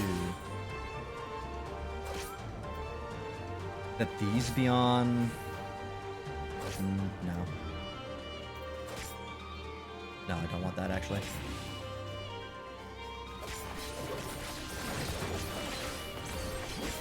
Yeah, I think I'm just gonna have to get used to hitting those on those buttons.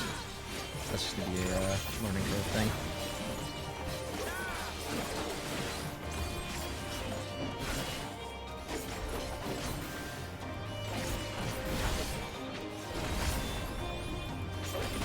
But the burst mode feels way better, which was my main complaint. I mean, you don't get it for a long time, like level-wise, but it's so many buttons, like combined. Kinda needs to be easy to hit. Because it's not like Gunbreaker's Gnashing Fang combo, where it's just 2 buttons that alternate. This is 4 buttons, or technically 5 buttons in a row. A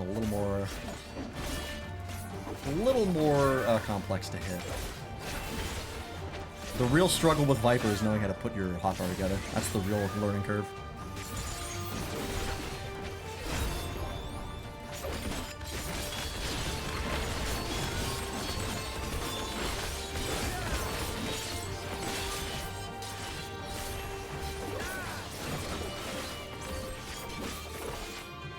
Okay, I can get used to this. And that does mean that the majority of the buttons I'm hitting are not on modifier keys.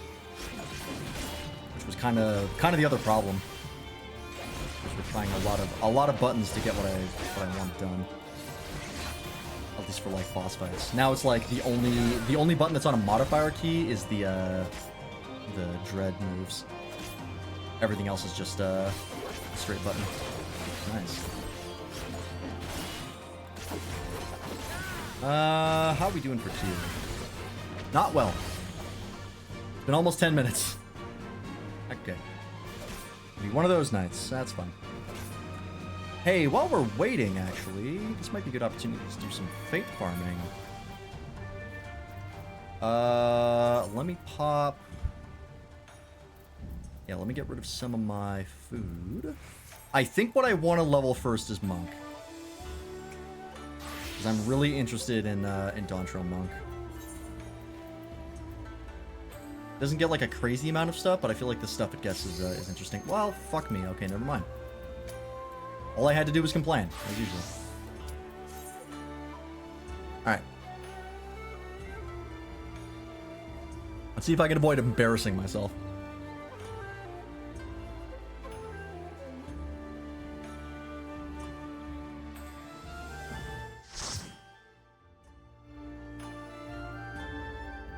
What we got?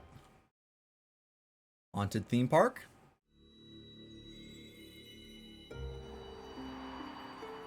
Oh, wow, it starts with one of these. That's super interesting. So it's on like a different... I guess it's on the old shard. That makes sense. Oh, wait, no, because this is on the 12th shard, right? It's not in the source? That's the whole point? You have to take a gate to get here? Interesting. So it's in like a pocket dimension. The darkness.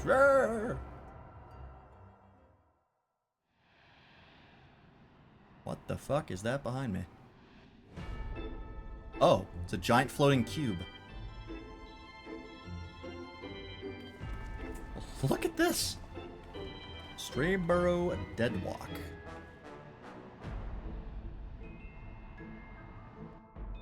You did a story dungeon with a random party, they beat the boss while I was watching a cutscene? Oh, that's unfortunate. They're usually so much better about that. Usually, people, oh, they talk to you. They're not enemies. Oh god, it's FF13 enemies. Oh no. Usually people are really good about waiting for people who are watching cutscenes. I think because there's new content and a bunch of new people who have stopped playing came back. I think there's a lot of people who are playing again that are not really very courteous.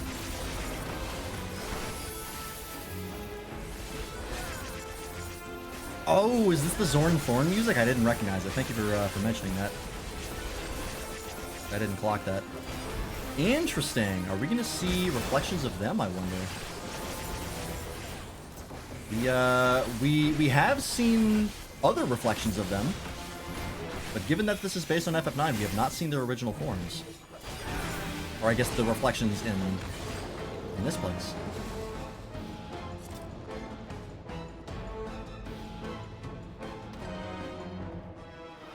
That could be cool. It's very goofy, but I like it.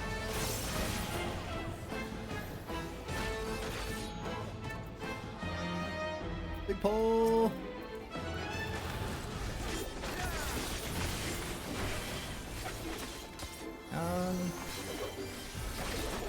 And these. This guy hasn't played Reaper in an endgame dungeon yet and still figuring it out. I get that. I've been there.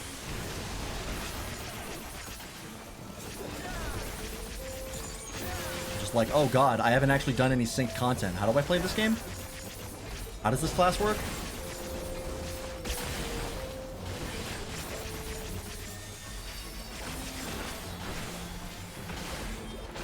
Thankfully, we played MSQ with Vipers, so we're not struggling, but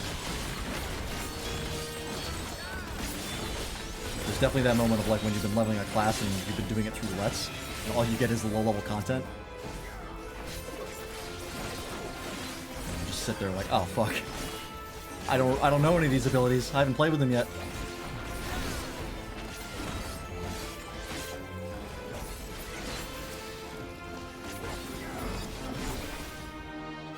Here he is. Royal Highness Leonog graces us. Leonog the First graces us with his presence. Oh god. Forget me, Nog? Oh Jesus.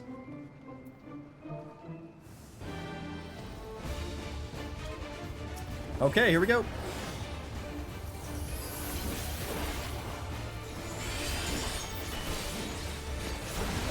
Hey, Waffle, welcome in. How's it going? Falling Nightmare. How does this work?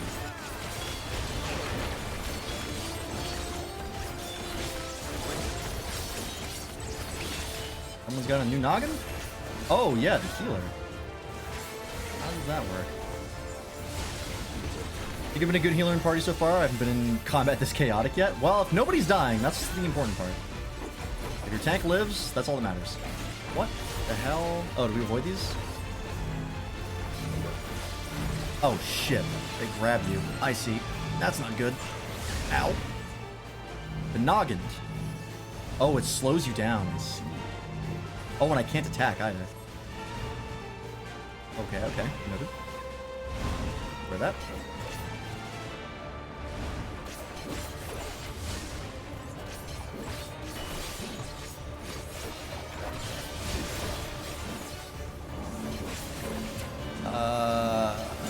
This works. Fuck. Too close.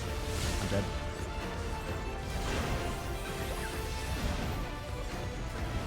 Yeah. That was unfortunate.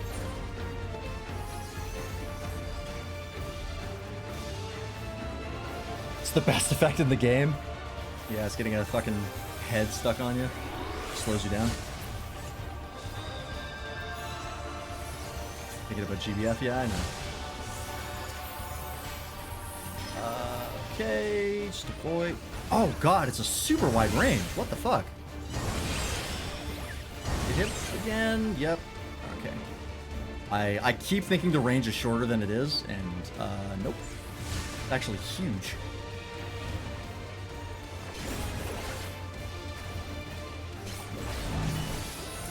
Oh, and for those of you who were not here for the announcement, I am using enhanced broadcasting.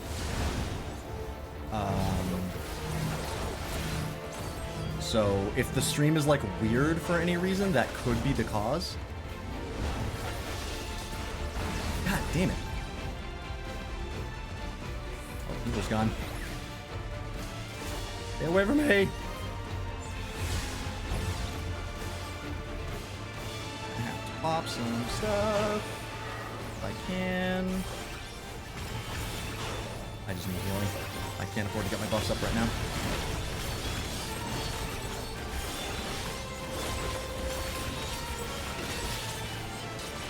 Don't think we're gonna make it.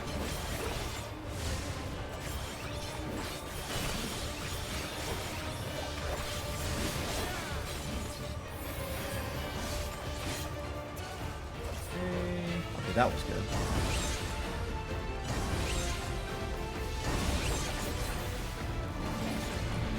So this one I gotta make sure not to get hit because it's a death sentence if I do.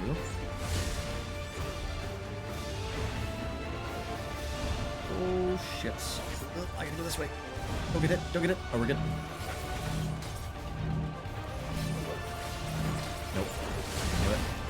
Fine. Just want to let me out. Yep. Good. I just can't do anything.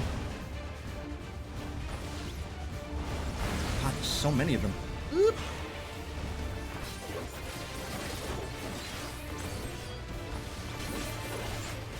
My buffs. Oh, that's not on a key, huh? Interesting. Did I get rebound somewhere? Fix that.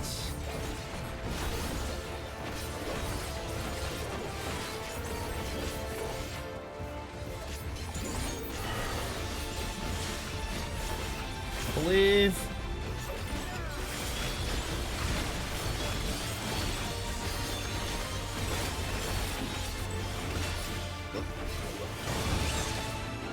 Enemy.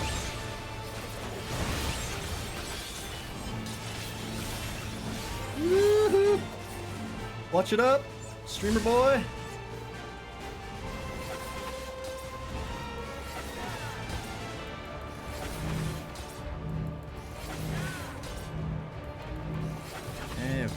Okay. Fine. Do this. Fuck. Uh-oh. That's not good.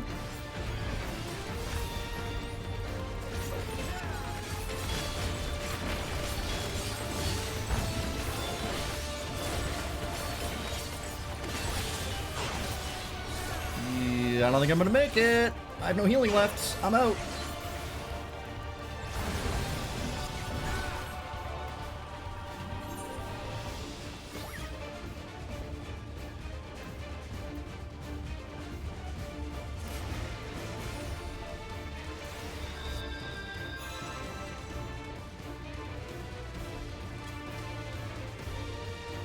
I did not do the raid series already, no. That is not until next week.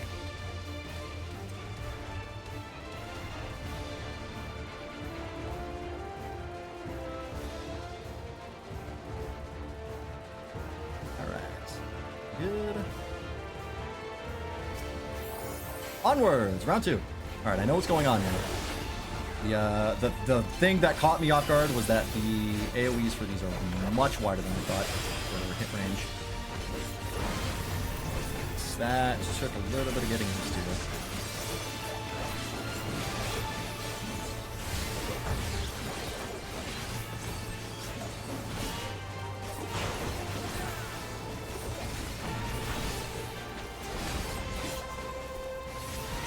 I'm very excited to do the raid series, though. I can't wait for next week.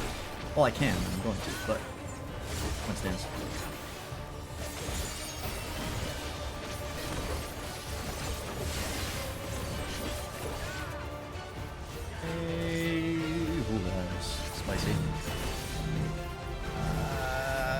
This is fine. Yep. Oh, shit. Goodbye. Snuck up behind me. Okay, I got hit once. That's okay. I can live. I'll be alive. So I can get my... Moving back. There we go.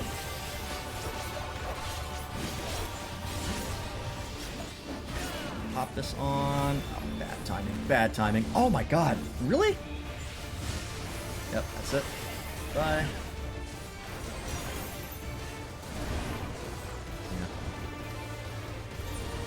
Man, that is brutal.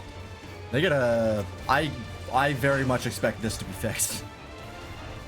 I could very much see this getting patched. Just the range that they hit you at. The AoE is too wide. The hitbox.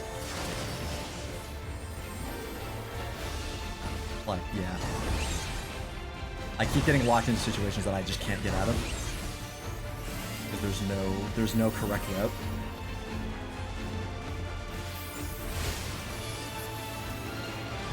It's not great. I appreciate what they're going for. It's a fun idea, but more frustrating than fun because of it's not very clear.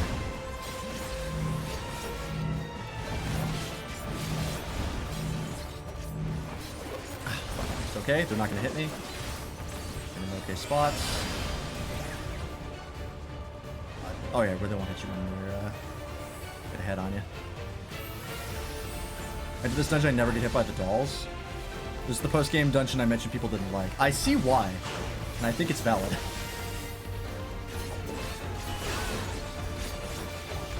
This particular mechanic was not quite perfect. Not quite ready for release. My opinion. It just needs one fix. That's all it needs. It just needs either less of those guys or the hitbox on them needs to be smaller. That's literally all it does. All it needs. Otherwise, it's a great fight.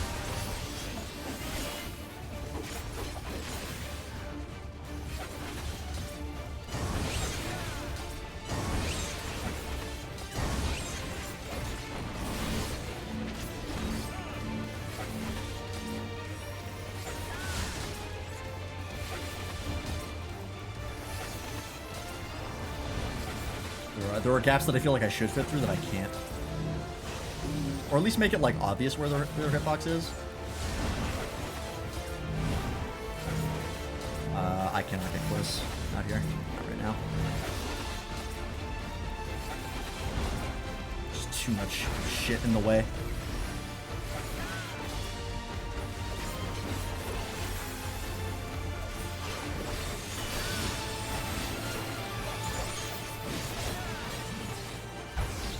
I don't know why I started my AoE combo. What the fuck am I doing? I hit shift for some reason. I have no excuse. Is he crying and telling us to let him kill us? Weird.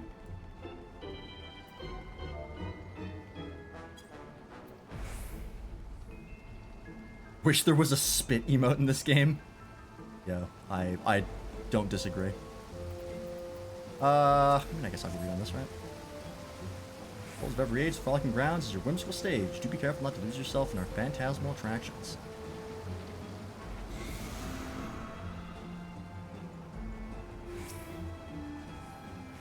Oh, the carousel horses. That's fun.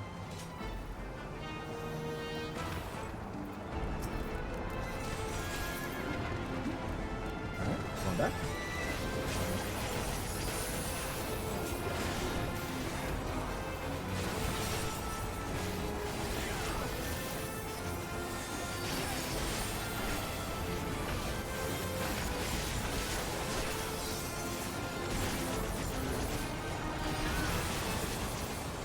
Happening, it's fine. I'm gonna pop this.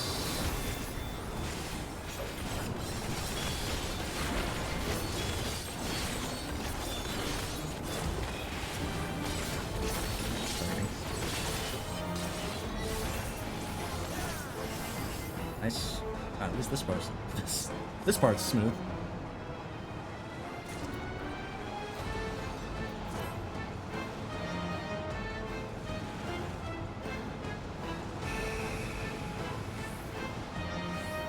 Oh, Jesus.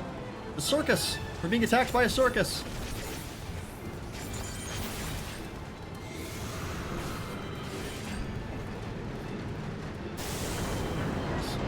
Moving. Oh, God. Ow. I didn't see that happening. Well, then. Environmental damage, that's cool.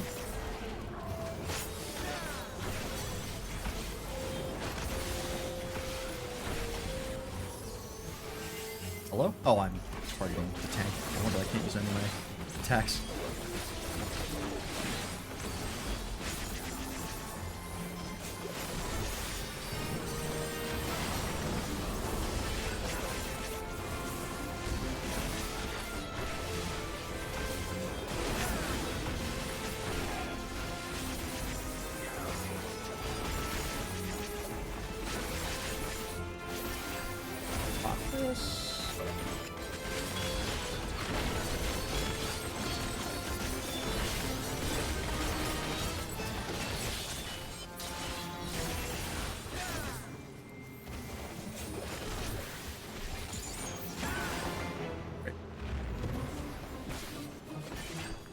Jack in the Pot.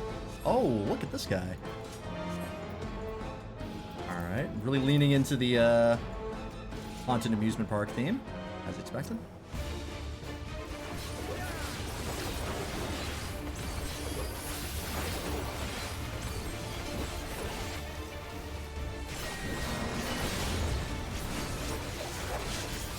Come on, over. Fuck. Oh, is that gonna blow up? Are they gonna spin like it's a teacup ride? Oh boy, I have to track which one it is. I think it's that one on the left. Yes, okay. That's cool. I like that. That's fun. I'm gonna fuck it up a lot, but you know. It's fine. Oh, there's gonna be even more. Okay, the two on the outside. Okay. I've already lost track.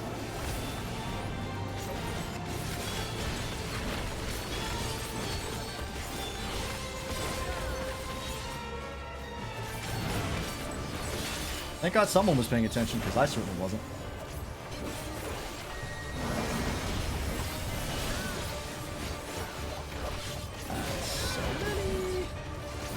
Oh, they're going to core. Coring is bad, makes big AoEs. Did I fuck up by being on the side? Oh, I might have. Oh, woo, that's close. Okay. That's fun. I like that. I turned into a clown for a second there. Don't mind me.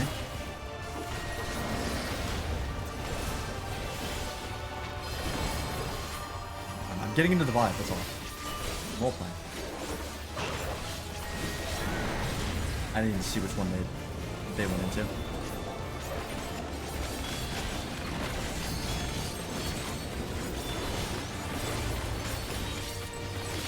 Lead the way, someone else.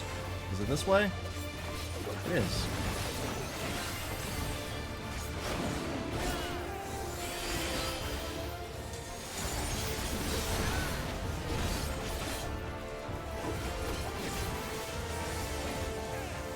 Man.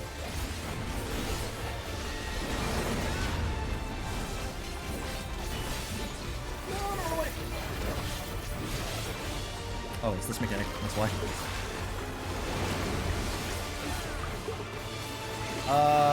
Nope. I'm gonna hang out here. Never mind, I'm not. That up there. Oh, I'm staying on the tank buster. Woohoo! That was close. That one was very bad. Hey, nice. Oh, right at the end. Unfortunate.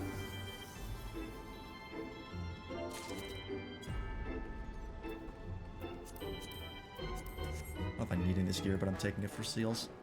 Oh, balloons? Oh, that's fun.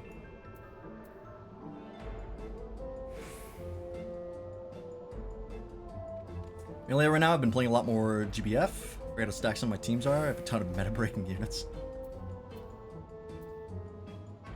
You certainly have committed enough time to it. I would hope you would have great stuff.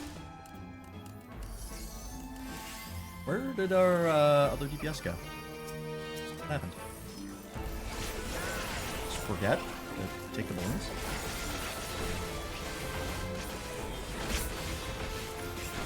Those are cones, right? Yep. Or donuts. Cones.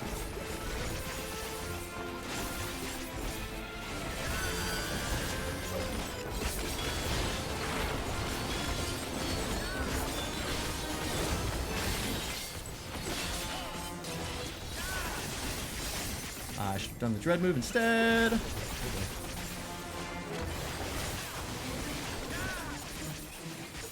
Have the time a little bit. That's fine.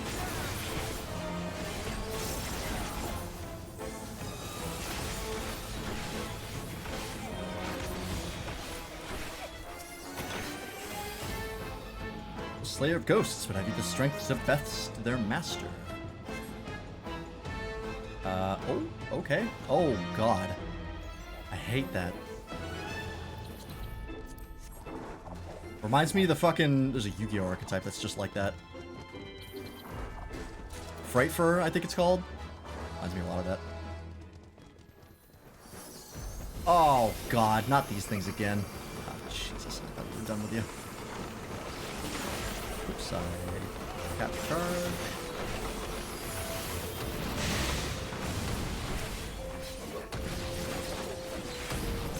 Alright, we got a visual. Eyeball.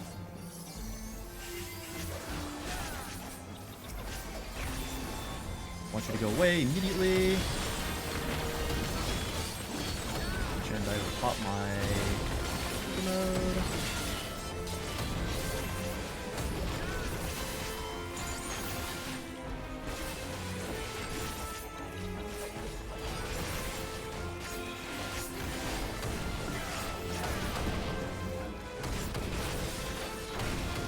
You guys were from 4, right? Yeah, I remember fighting these guys. I remember not understanding the mechanic until after when someone told me. And like, oh, that's what it was. I was doing it wrong. Or not doing it, I just wasn't engaging with it. I just powered my way through. Which I like that you can do it for.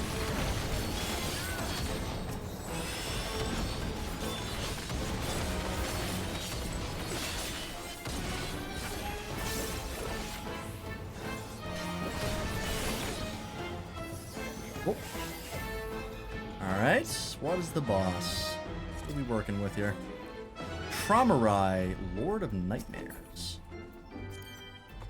Am I gonna recognize you? Traumarai. Name doesn't sound familiar. But I don't know if I've recognized any of this, if it is a reference. We saw like some FF13 enemies right at the start, and that was really it.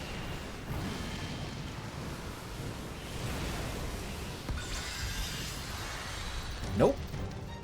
You're cool looking, though. Haunted. Oogie Boogie. Clown. Daylit Nightmare. Samurai. Lovely.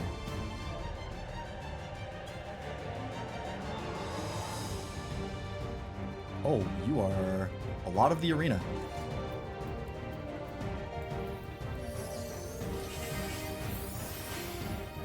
Let's go!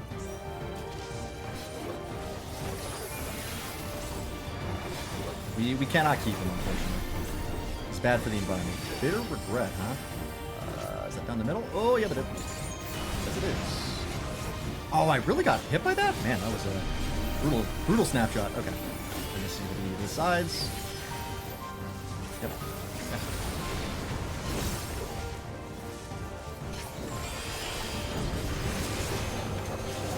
Worse for the environment, throw him away. Nice, biodegradable, that's fine.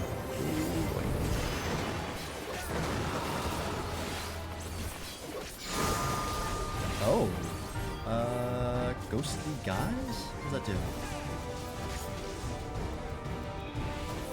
What does work? Okay, whatever I did it wrong.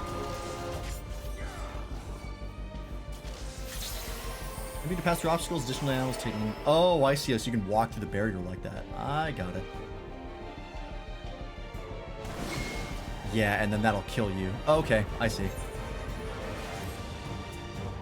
Well, that's probably going to be a wipe, because the healer died. So I think what it is you get that thing, and the ghost knocks you out of it. But if you go back into it, then the next move will kill you. I think that's how that works.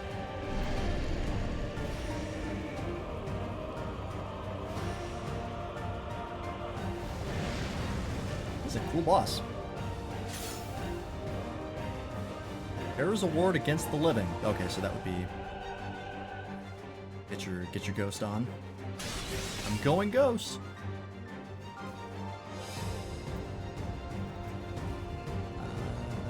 Let's say.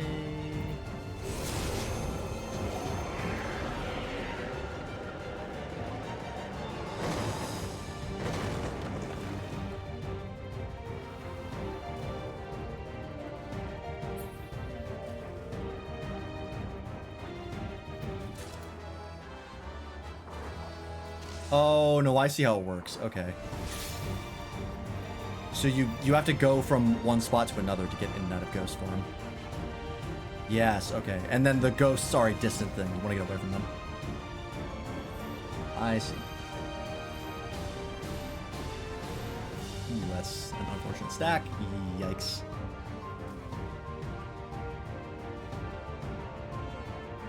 Sag. I mean, the Paladin probably could do it solo. They have a lot of self-healing now.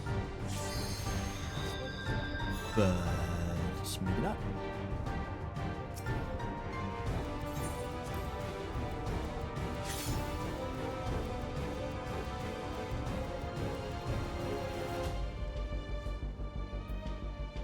The element I don't have a meta-breaking character for is Water, which I used to have one of the best teams for. Damn.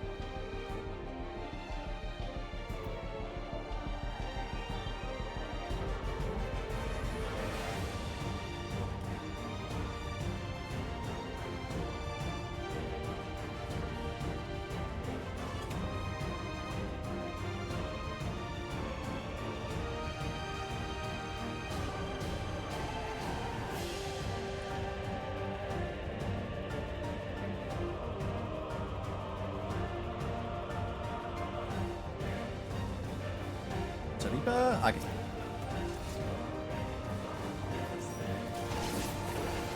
Wait for a moment, from.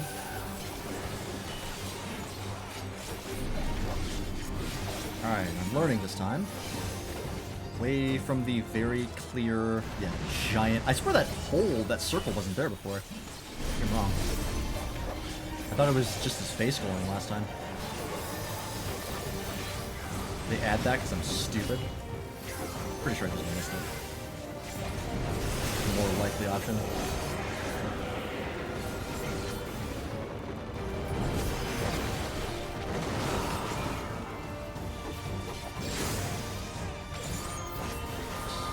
This. Alright, then we get far. Oh, and then we have to get out of that by going in here. There we go, okay.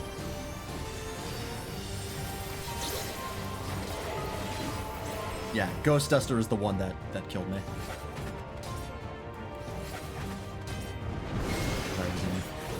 Ghost form.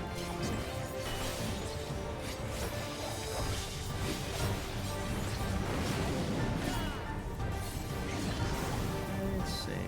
Dots. Pop this.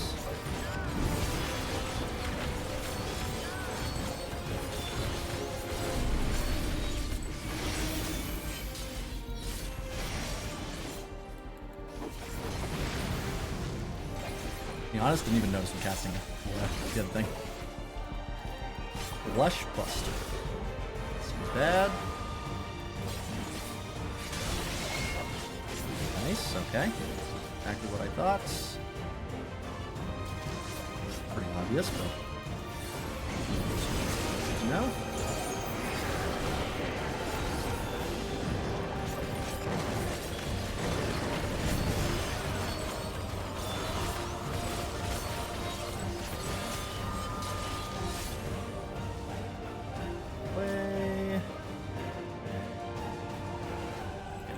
where I can hit him with this. Oh, might be not a ghost.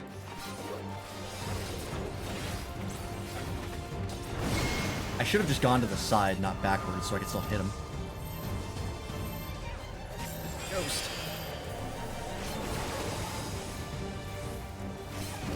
Oh, he was down. That's not great.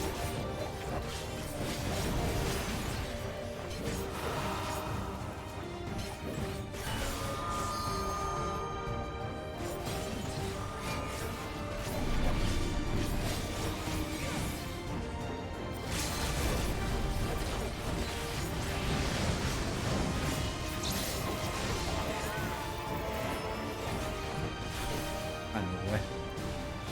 Self.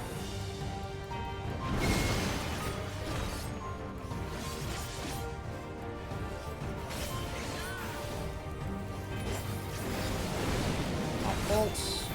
I keep calling it ult because it's what it reminds me of, but it's not. Limit breaks an ult, but it's fine.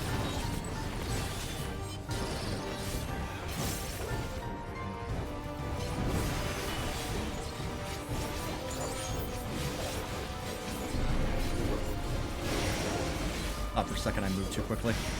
I was about to get clapped. I'm good.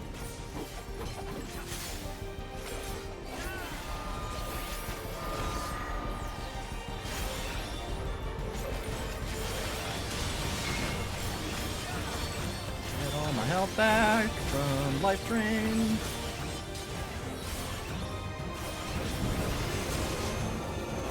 I think we're good. Should be able, even if I blow it right here. Okay. Let's move away from here.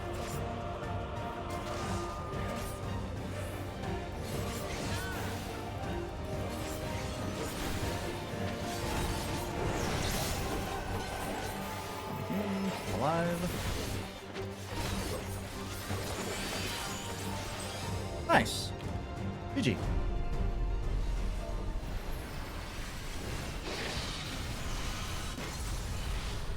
Very, very good, team. That is a cool dungeon. The first boss is a little jank. The rest of it's pretty cool.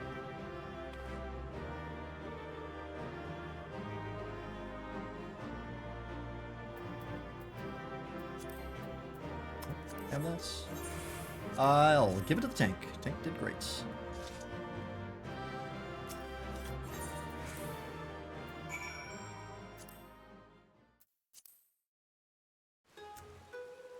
Ooh. I have to go back to this place. I got you right by Aetherite, because... Wait, no, you're not. I forgot this doesn't give me... Oh, wait, no, do you need me to go? Yeah, that's right, okay. Here...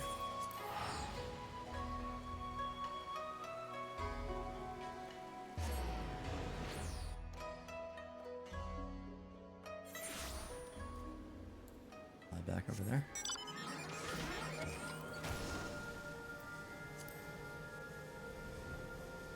God, it's even more depressing when it rains.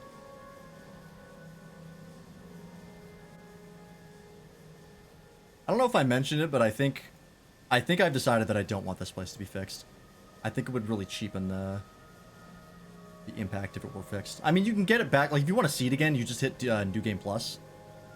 And I think you can do it, like, for any expansion, and this will reset. You don't even have to wait for it. You can do it right now. So I think I prefer this to stay.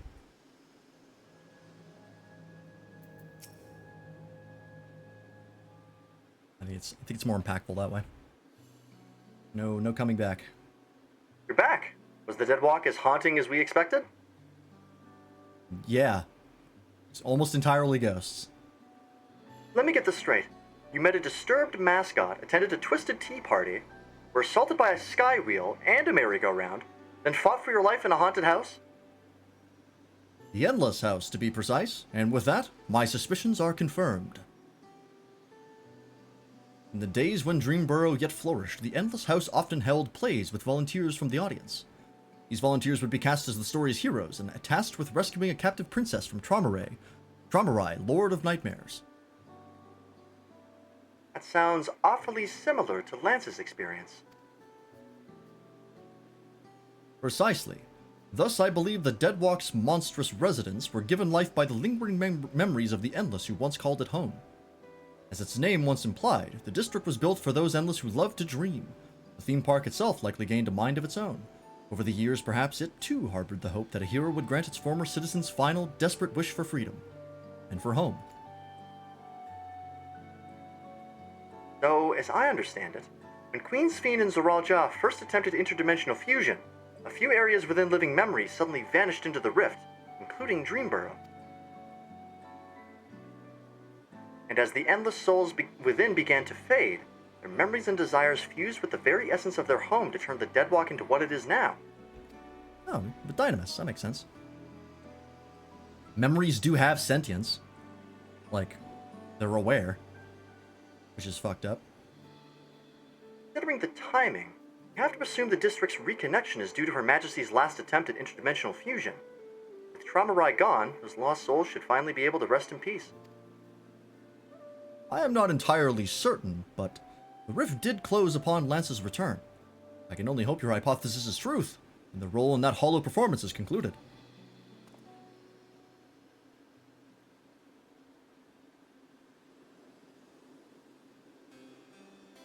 As is mine, I suspect. Yep, fucking called it.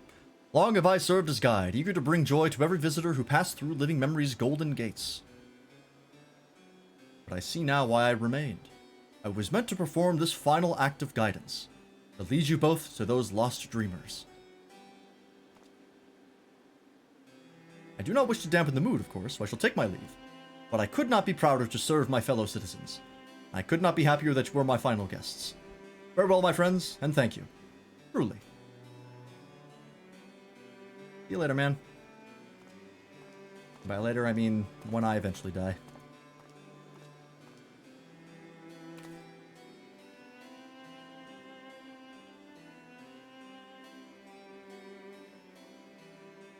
I pity him, but I think it's best to let him go. We should return to Solution 9. Your good deeds still need to go rewarded, after all. I'll meet you back there, as my real self this time. Isn't it if you said it already, but where do you think the post patch is going to go? I don't know. They've got a lot of things open. The only thing I think they'll do for sure is they'll fix that kid with Levin sickness. Like, there's no way they forget about him, and we either fix him or we don't fix him in time and he dies. Those are like the only two ways for it to go.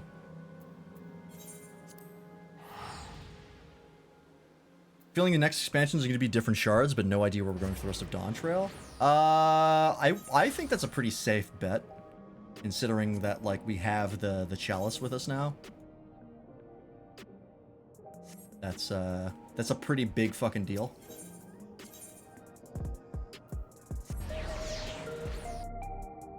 So it's a question of just how much are we going to go to other shards, because we do also have Mericidia that's been talked about a lot.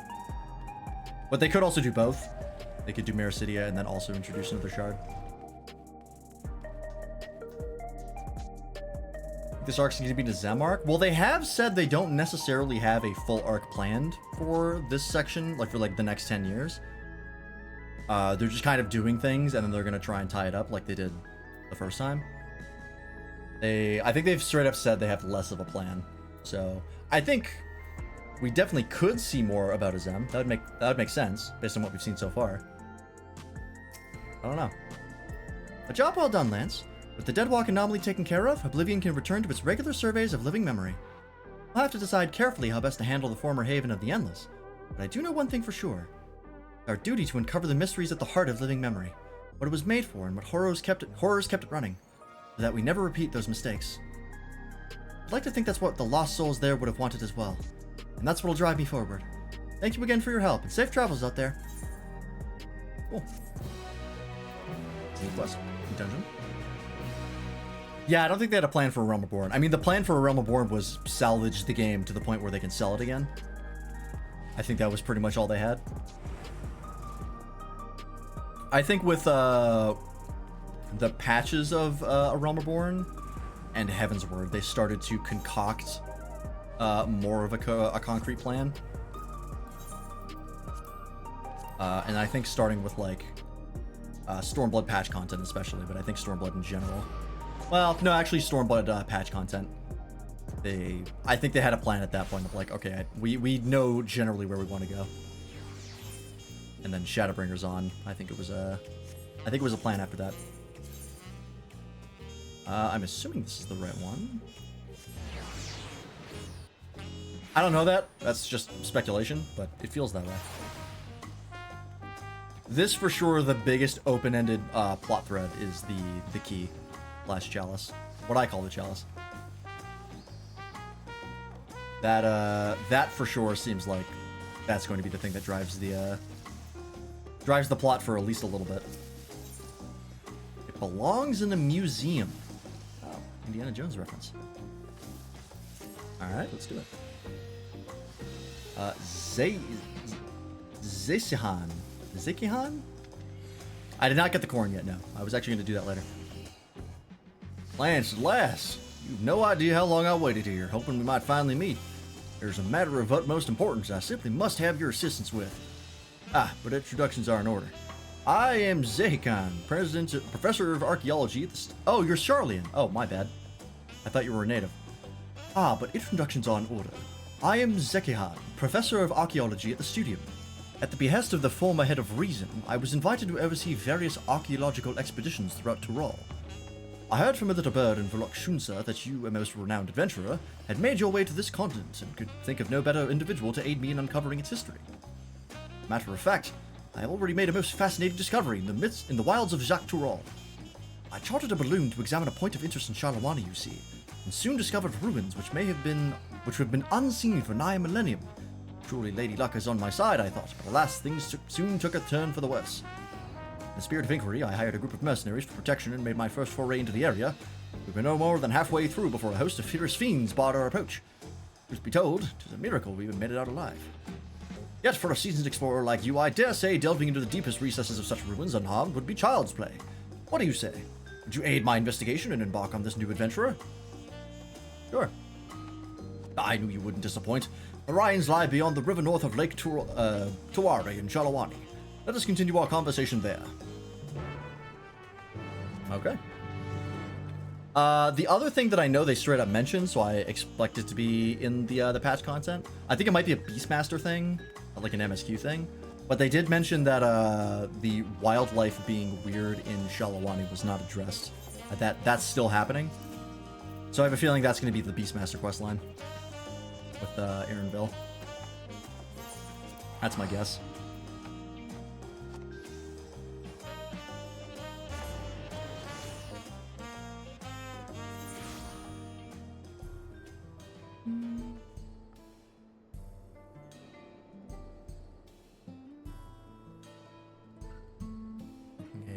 Discord message.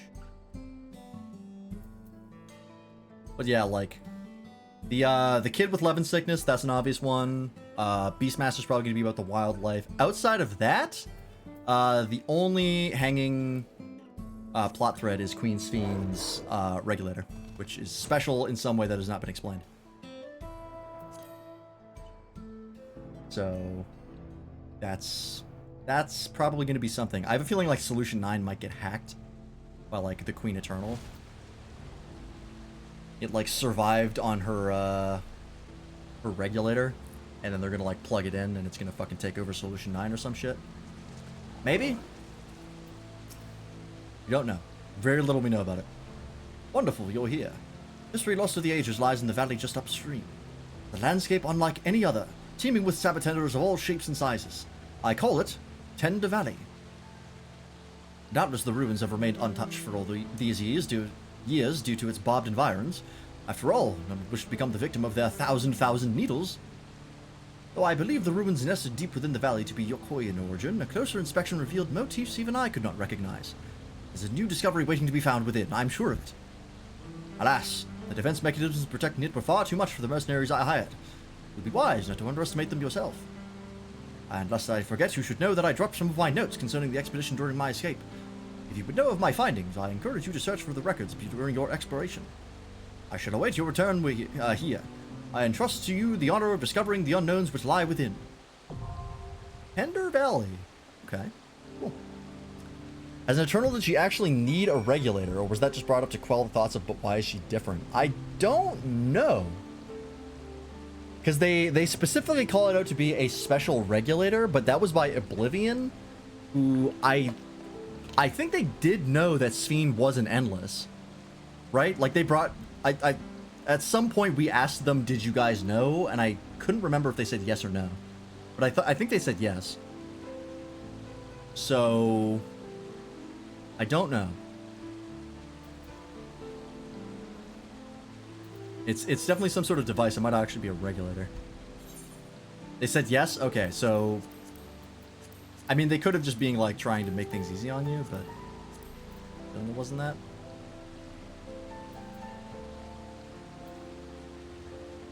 It's her Bluetooth dongle. Yeah, we don't know. We'll find out. As far as we know, it's a special regulator. We'll see if that's, that keeps.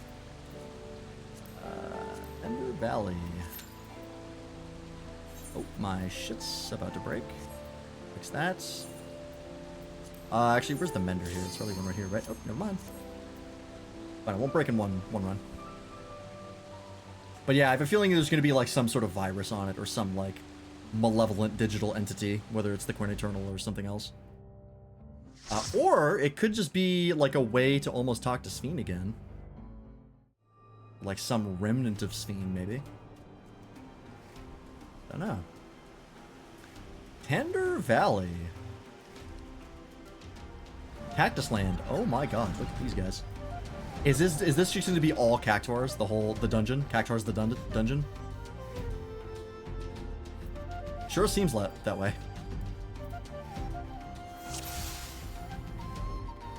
Nice cowboy glam. Very nice, actually. Although that might just be the fucking, like, machinist gear, I don't know.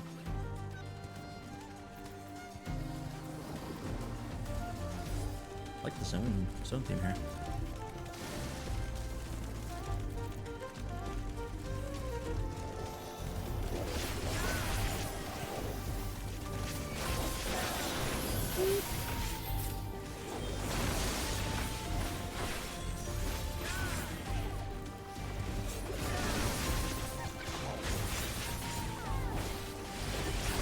Really?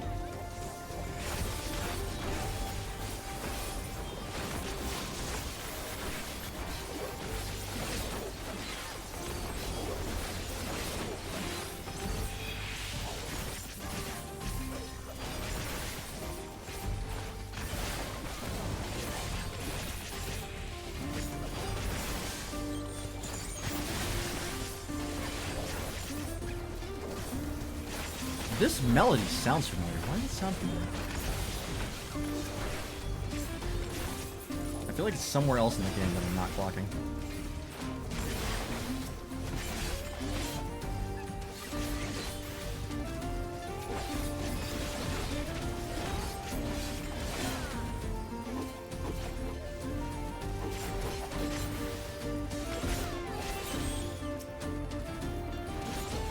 It's not the motif of Dawntrail. I don't think.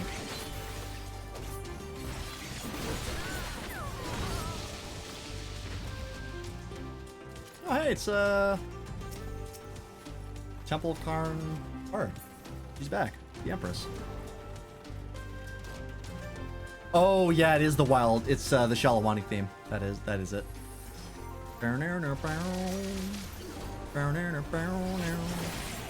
Yeah, I recognize it now.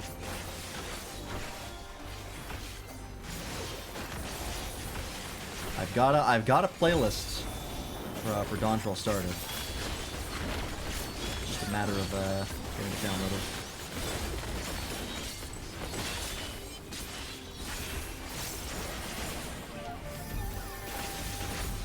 Not a hard thing to do. It's just something I need to actually do at some point.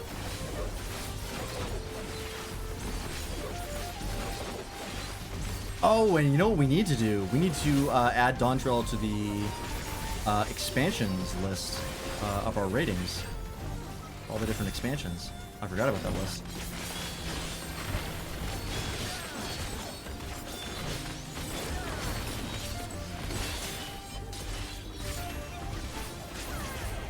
We'll do that after this. You gotta compare it to the other expansions. I've already committed to saying extremely controversial things about the character ratings. Why stop there? Thank you, healer.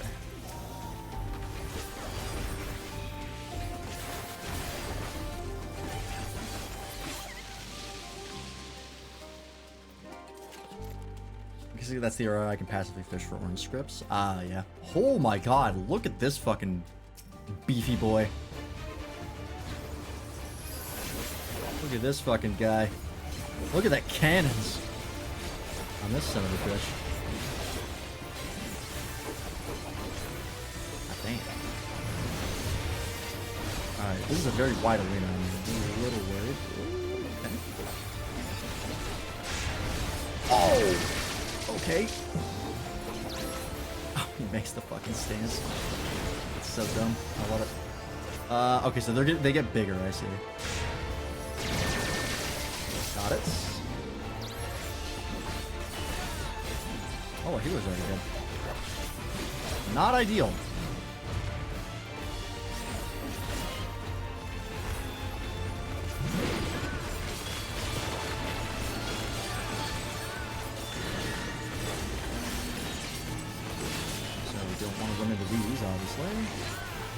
Oh, they get bigger. Oh, and there's a way to go out of the map. I see. I understand.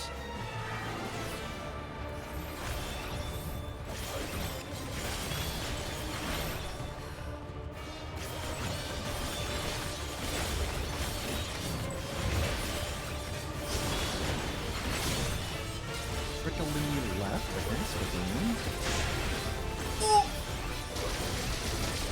green. Noted. One also gets big.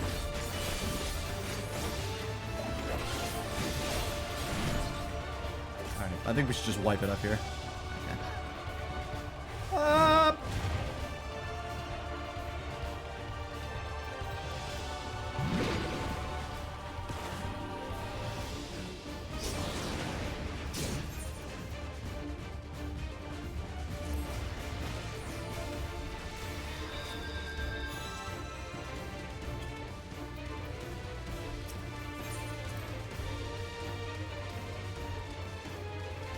That's cool, though. I like him.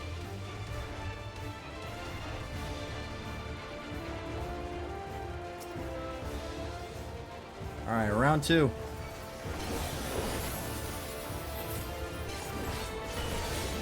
Can't wait for EX3. I haven't even done Halo 2 X's. That'll be something we try, I think. At some point.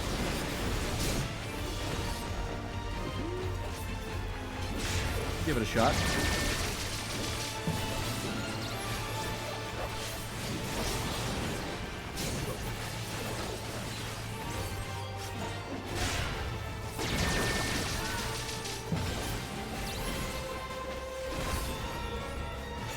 Maybe no.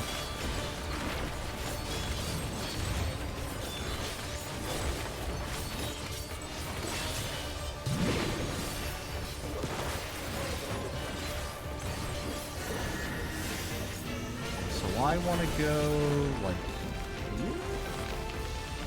Oh, I see now. I think. I want to get knocked into the one that is not prickly.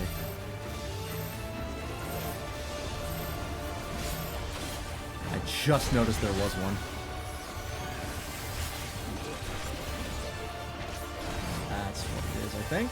So it stops you from going out of bounds.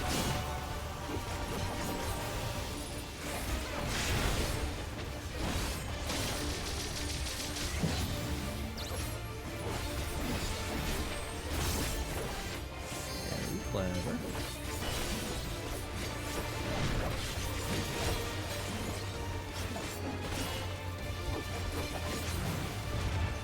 I love this boss. It's a cool boss. I genuinely really like it. Alright, this again. Alright, so where's the other one there? Okay. Oh, but he also does this. Okay. Should be safe, right? Nope.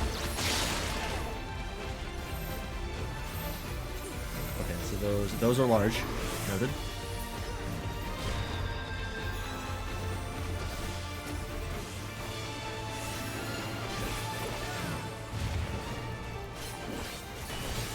So I'm assuming the AoE around the non-spiky ones is like one you can survive, and it's not gonna kill you. Get pushed into here, right? No, those still hurt. Okay, so it's not that. So I guess you just need to find the perfect spot you're gonna go to.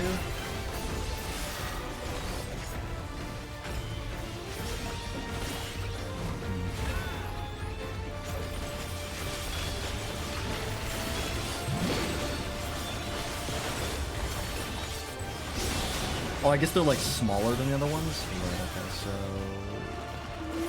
not gonna make it.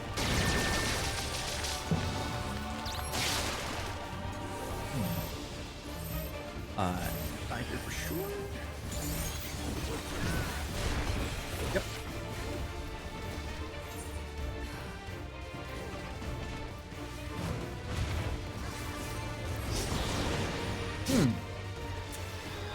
Still not clocking that AoE one. I'm not fully understanding that one.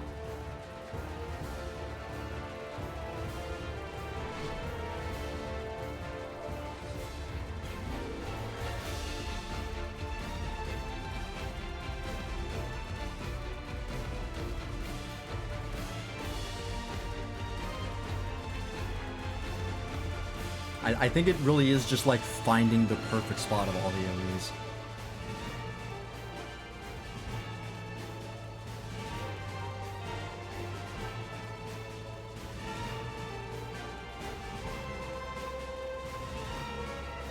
Good time's a charm.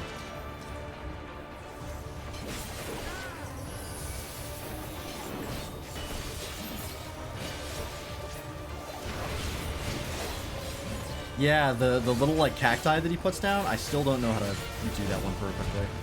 The rest of the mechanics aren't too bad, honestly. Like this one, once you see it once, you get the idea and you're good. Same with the barbed left and right. The other one is nasty.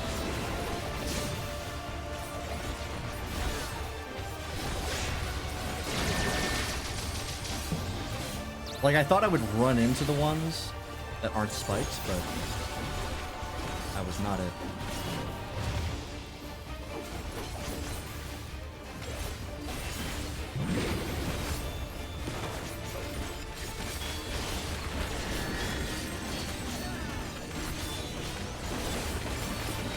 I'm gonna go here, right? Yes, okay. So on the edges there'll be one that isn't spiked, and you want to go like towards that one, but not towards the spiked ones, wherever that may be.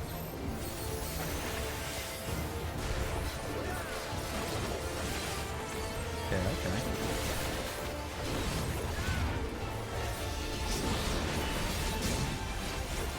Left. On button.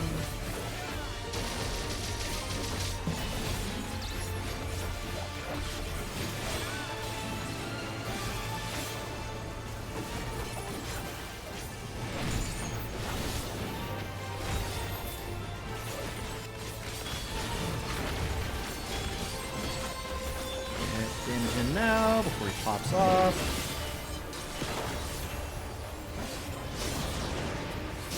So this one, make it here. I cannot. Nope. Okay. That one's brutal. That one's really hard.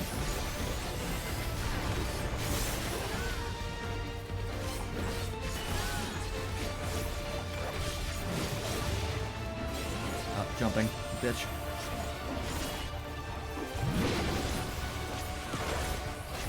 Yeah, the added cones is like, it's so specific where the save spot is. Really, really difficult.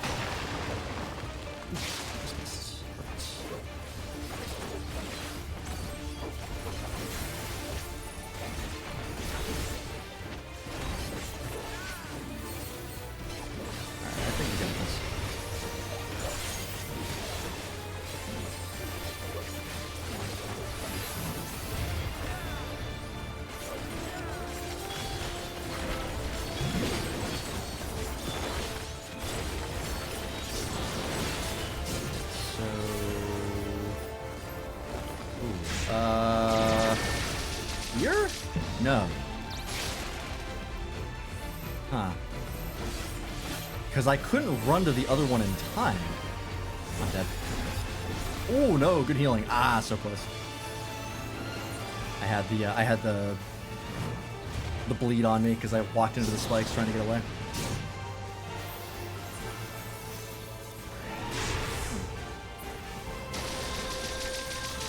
I need a couple more tries on this boss to finally figure him out.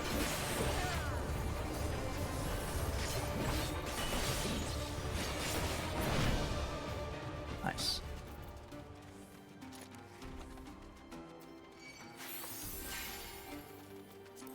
Have that. Okay. First try, yeah. Ooh, look at this. This is cool.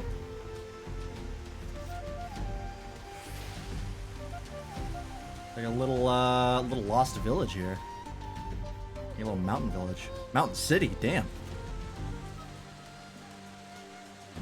Game devs making the game too easy nowadays. Just shaking my head. Yeah, there was Mr. Happy put out a video talking about, someone made a forum post saying that Dawntrail was too hard, and I was just like, I agree with Mr. Happy of like, it's not too hard, it's just challenging for the first time because there's a chance of failure. Like the possibility of failure in Endwalker was pretty negligible. It was really not hard to understand.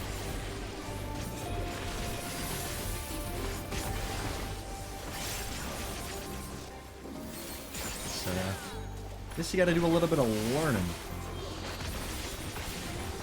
At some point what did I need, right? That's unfortunate. Yeah, I think this is like the perfect balance, personally. Like I said before, I think Myths of the Realm gave them a really good idea of what a good level of difficulty is for, like, casuals. And I think Dawntrail matches that pretty well. Like, nothing too crazy, but there are moments of challenge where you really have to think. I think all they gotta do is stay the course, in my opinion. I think this is perfect. Yeah, some people are gonna struggle, but they can still clear it, and that's what matters. It shouldn't be expected that you're gonna first try everything.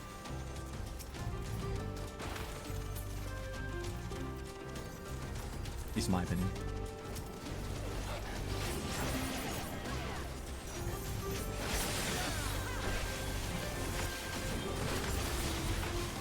Hit by that? Damn it.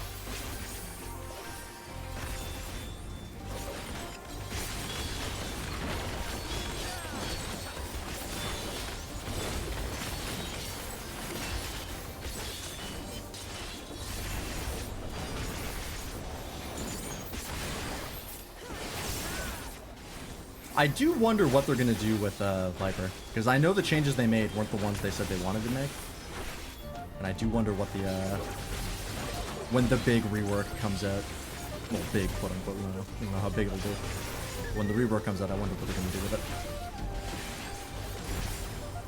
I do see some of the complaints that people are making, and I see where they're coming from. There's a really high actions per minute for Viper.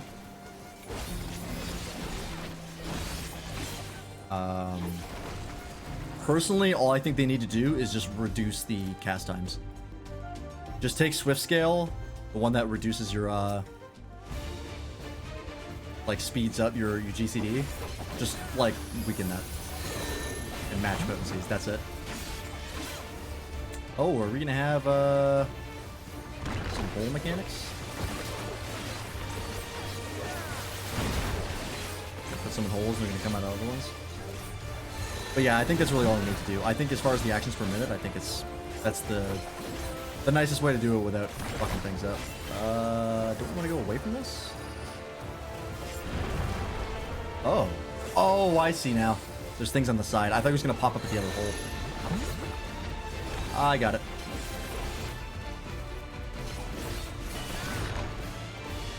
Here, right? Shit. Fuck. I misjudged exactly where that line was.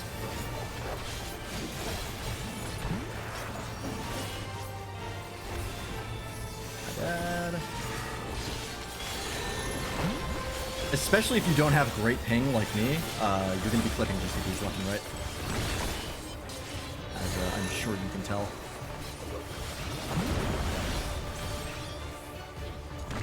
A lot of that going around. Fuck, I keep misjudging where that is.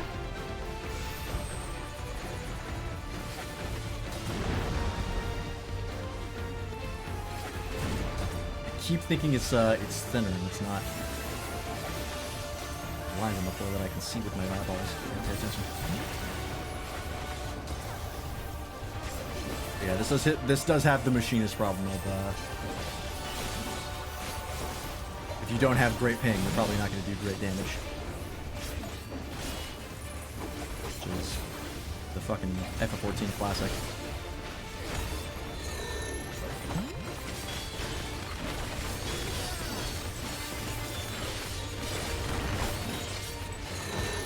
Safe, right?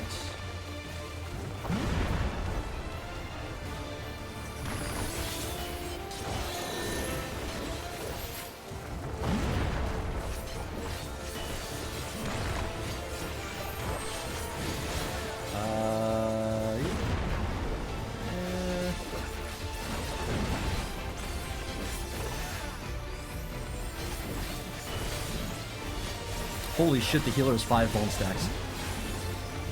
My god.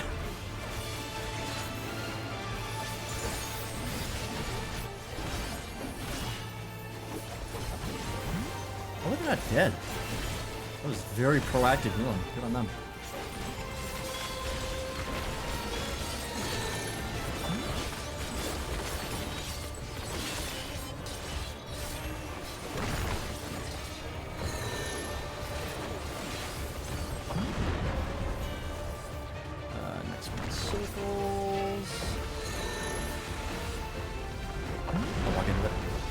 I'm fine. I shouldn't have been.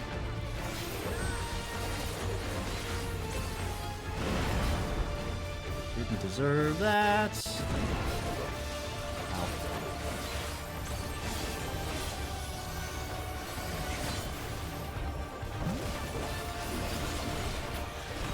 Nice. Okay, first try there. That's a little spicy. I think it's that one's a little spicy just because of the shit on the floor. It's hard to tell where the AoEs are going to be because there's visual clutter. I don't know if I agree with that, design-wise. Koi orb. Ooh, look at this. Oh my god, is that the fucking Great Worm of Ronka or whatever up there? I don't think it is, but it reminds me of it. Reminds me of his little face.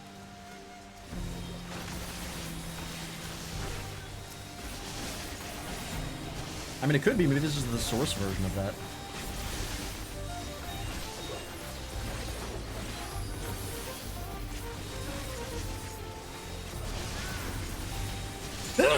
Excuse me.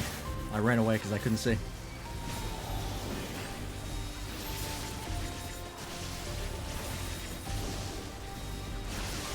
Oh, I'm getting fucking obliterated. What's happening? They just have, like, big thieves?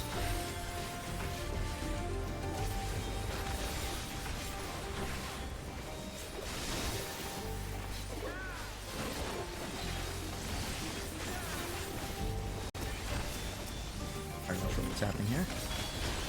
Fine. I'm alive. That's what matters. Wrong button. Fine.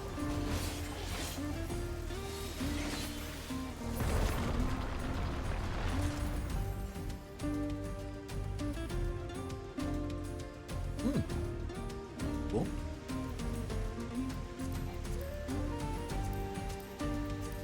Alright, get both these.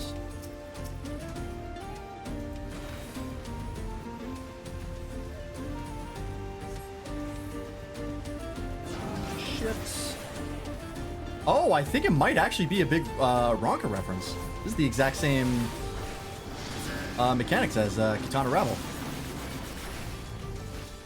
Interesting. That's a cool callback.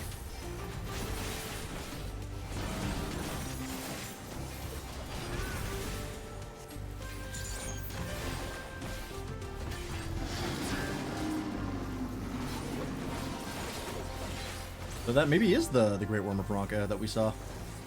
I was right. Maybe.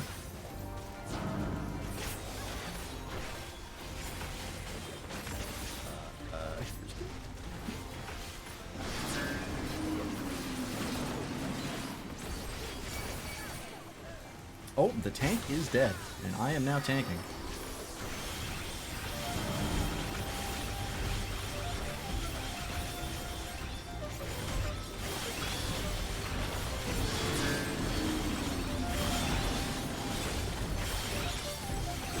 Thank you! Bloodbath.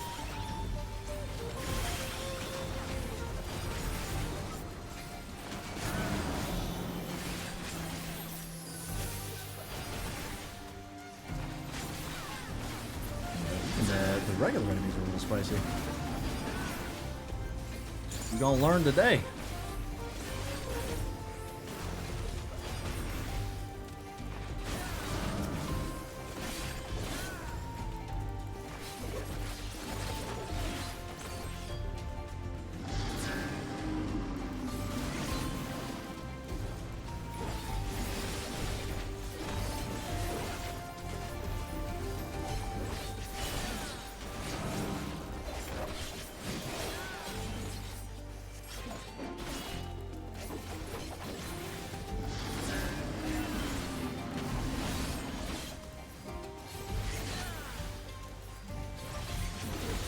Face. There we go.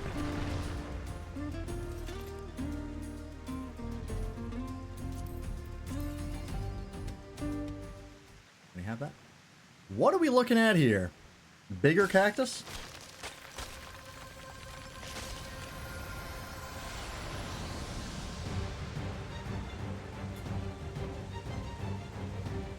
Oh my fucking god. I called it. It's the Great Worm of Veranka, except not. The greatest serpent of Tural, inexplicable entity. That's fun. That's really cool.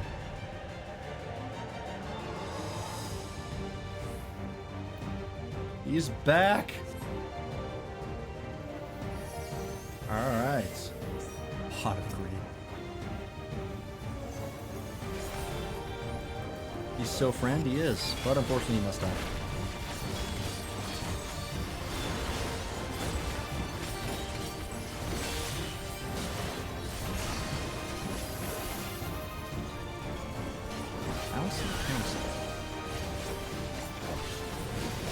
All facing in different directions, so... Oh... Lines? Middle? Oh, shit. Oh, okay. Didn't see that guy was pointing that direction. I got it. Alright.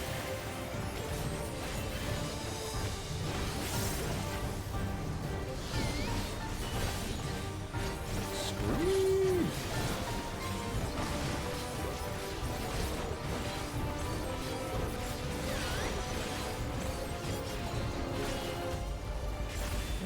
This again.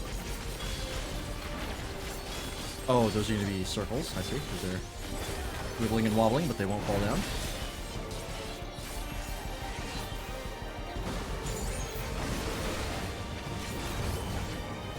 Noted. Oh, feel longing to vacate your mortal coil. What the fuck? Oh, it's one of these. I see. Okay. It's the fucking Team Rocket thing. That's cool. That's a cool mechanic. Here.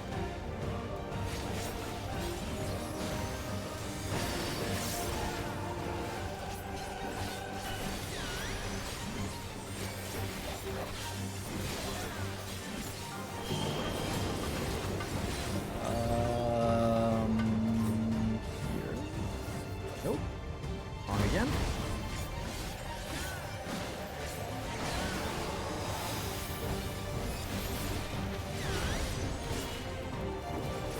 Oh.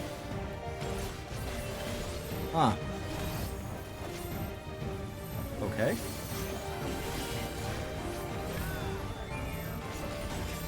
Oh, I see. Okay.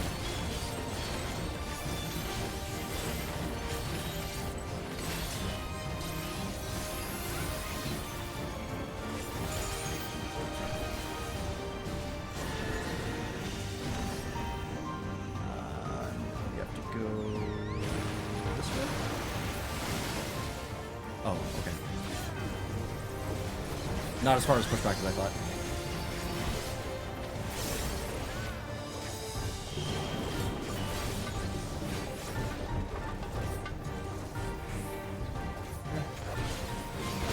That one I finally did correctly. One of these, okay.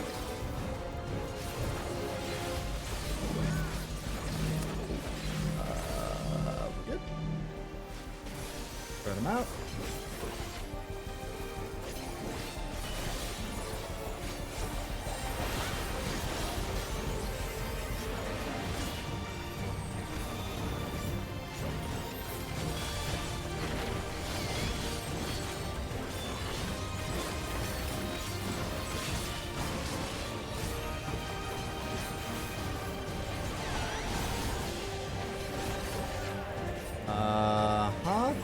All gonna be lines? No, we're not.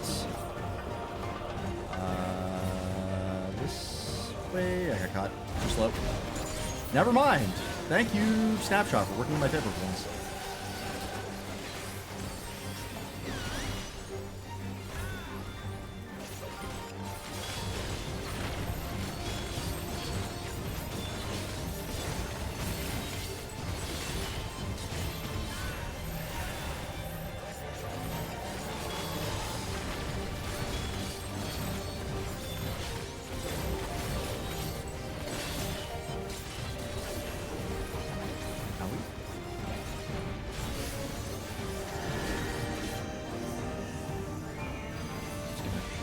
This.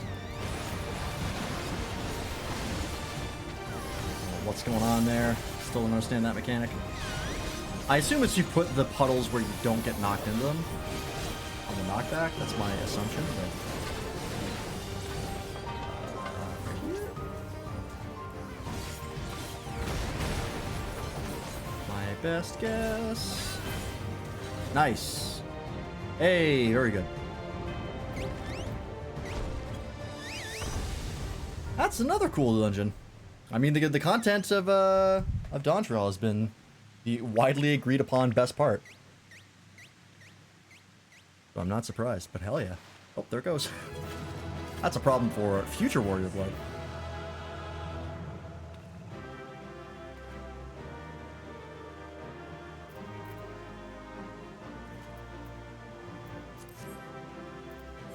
I will give it to the healer. Bailed me out more than once.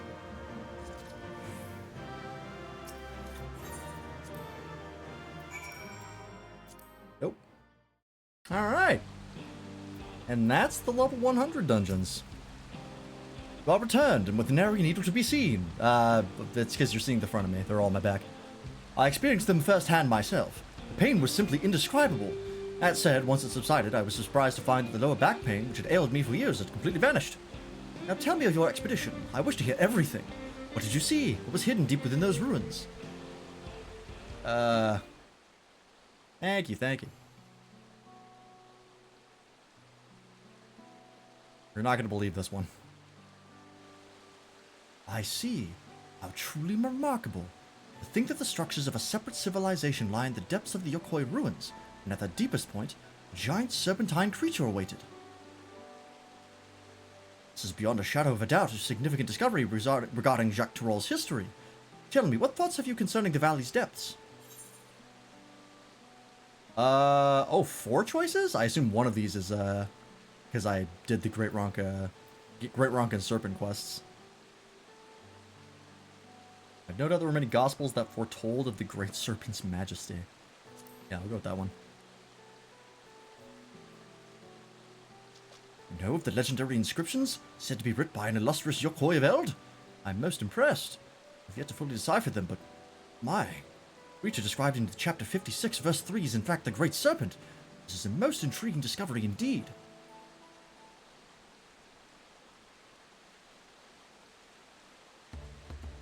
Based on your descriptions, it is likely that the ancient Yokoi simultaneously feared and revered the Serpent of unfathomable power, and after encountering it, constructed the temple to conceal it from the world. This may be the final element which proves my life's work. A theory, the eerie resemblance of the Reflection civilizations. my capacity as a professor of the studium, I've taken the liberty of reading the science report concerning the source, its reflections, and the civilizations therein for myself. Their findings indicate that the sundering diminished mankind's intelligence to that of beasts. The flourishing civilization of the ancients was forgotten, and the peoples of each reflection set out on separate paths, forging disparate civilizations of their own. I don't know about the intelligence thing, that's kind of mean, but alright. Yet can we say that these civilizations worlds apart are truly so different? We all came from one shared ancient heritage. Would it not be natural that the development of each society and culture bears similarities to one another? Yeah. What I'm trying to say is that it's entirely possible a society which predates the Yokoi and bears similarities to ancient Ronka once existed in the source. Naturally, it is necessary to conduct further research regarding how twin civilizations born in two separate worlds developed into entirely different environments. Nevertheless, your discovery today has provided further proof of the plausibility of my theory. On that subject, I would ask you to join me on another adventure, one markedly less fraught with danger. As one who has traversed beyond the rift to the first, your knowledge and insight concerning ancient Ronka are invaluable. I would journey to Warler's Echo and speak with a chronicler of the Yokoi, and I may learn of their legends. Who knows, we may just discover some striking parallels to the culture of ancient Ronka. Okay, sure.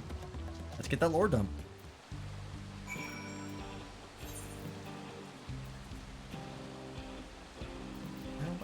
Oh, right, I'm clicking the wrong fucking quest, that's why. Dumb. Like, why does it keep taking me to, Heritage Found? Clicking on the other quest.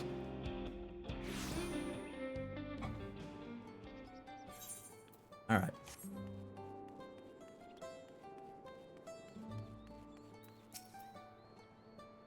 I'm pleased to see you made it, Lance. I came by Alpaca, and for a blessing, I felt no pain in my lower back the entire ride. How'd you get here before me? I teleported. However, I'm not going to nitpick the teleporting at this stage. There's so many other better opportunities. Perhaps the medicinal applications of sabatenda needles is a field deserving of further study. A subject for another time, perhaps. The personage before us is the self-same individual who informed me that Yokoi ruins may exist in Shalawani. They looked after me when I came here previously to conduct fieldwork, and are an extraordinary erudite individual well-versed in ancient legends. Tell me, my friend, based on what I've shared with you, were you able to find any commonalities between the legends of your people and the ruins we discovered in Jacques Tural? Excluding those concerning disease, precious few stories of our ancestors who traversed north have been passed down. But for the valiant warrior who brought the Sky Ruin low, I would share with you a story regarding the Great Serpent, one we normally would not disclose to outsiders. Please, follow me to the indelible passage. The mural shall explain all. Alright. That is way over here. A flight, alright.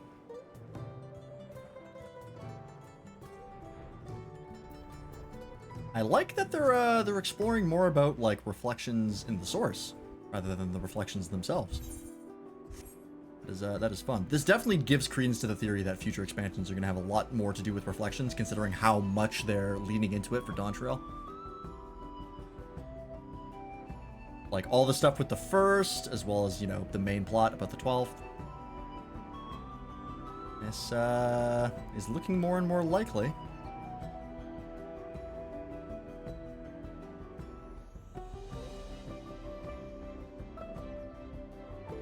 See. I don't want Mericidia to go on the back burner. I do still want to plot about the dragons in Mericidia. But, I don't know how they're going to do both. I mean, it's certainly possible. There's plenty of ways, but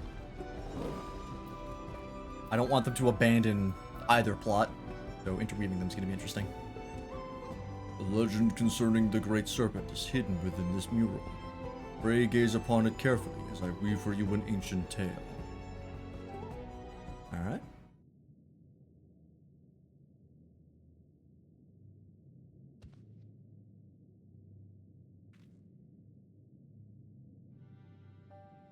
Oh, the Veligarmonda painting thing. Long, long ago, a sect of our ancestors forged north. There, deep within a valley, they discovered the remains of an ancient temple.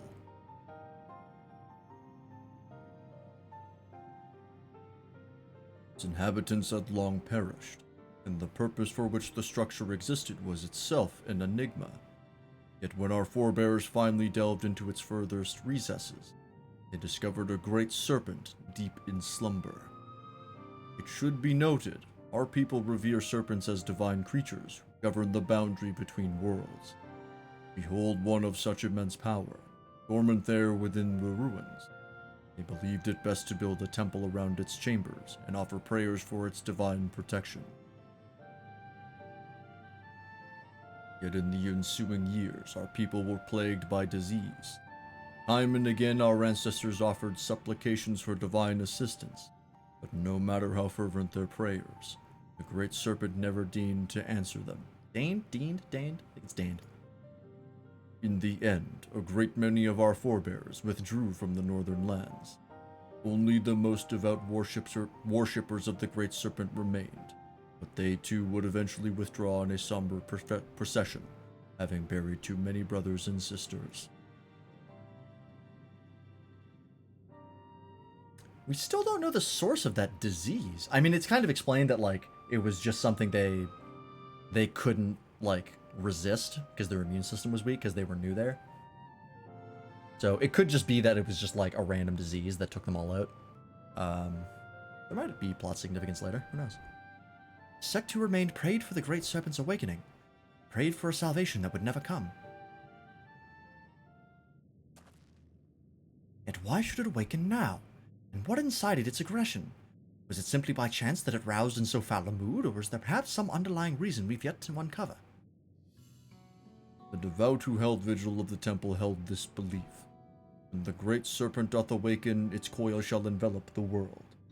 In other words, the creature's discovery was itself a pretext to legitimize their territorial expansion north. Yet their prayers fell on deaf ears. Only now, before our benefactor, has the great serpent finally awoken. A peculiar but altogether fascinating turn of events.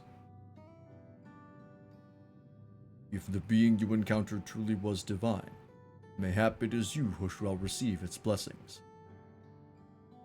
Look, unless it shows up on my hotbar, it's not real. If we consider that our friend here, a traveler capable of crossing the rift twixt worlds, was blessed by a being who governs that boundary, would that not fit the interpretation held by the sect who remained?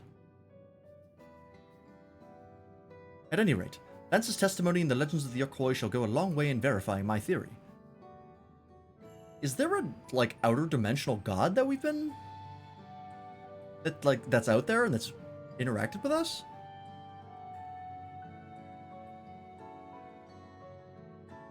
Is that the implication there? Or that's the thing that he's positing? That could be a, foreshadowing?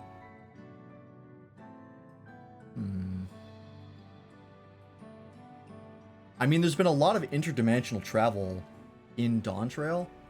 That's been a big part of the expansion. And if they were going to introduce stakes greater than that of the Endsinger, I mean, that's pretty much the only way. You go interdimensional. That's kind of all you got. If I can gather sufficient evidence that these two civilizations, worlds apart, share fundamental values and prove my thesis, our outlook on history shall be irrevocably changed. Mayhap even an entire new field of study shall be pioneered. Does the inception of civilization and its infancy bear similarities in each reflection? Or is there some localized connection between them, such as the planar fissure? Or perhaps there was some all-powerful keeper of whispers peering through the veil? Just thinking about what it connects us across the rift gets my heart racing. I certainly have my work cut out for me. And now that you've made the ruin safe, I may resume my expedition and, perhaps more importantly, continue writing my thesis. Master Chronicler, Lance, I cannot thank either of you enough for your cooperation this day. I know not where my research will take me, but I have no doubt of my pursuit of the mysterious and miraculous will see us across paths again. See ya.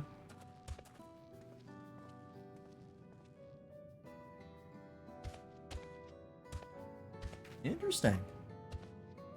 Very, very interesting. Lore-wise. Fun dungeon, too. That was good. Belongs in a museum. Alright. And that's the level 100 dungeons. Pretty good content. I'm happy. The first boss of Stray-Burrow Deadwalk was probably the worst one out of all of them. But mechanically, it was still very solid. It's just not very clear. Use some more clarity. I just want to know like where exactly the AoEs are because they're a lot bigger than I think they are. I would like that to be clarified. What's over here? Anything? Not really? Okay. Alright, before I forget, let's grab that ranking, shall we? The expansion ranking. Let's piss some more people off. Go away from the guy frying stuff because the sounds are gonna drive me insane.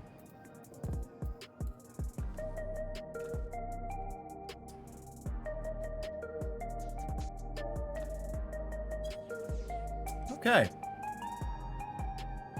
So, let's see here.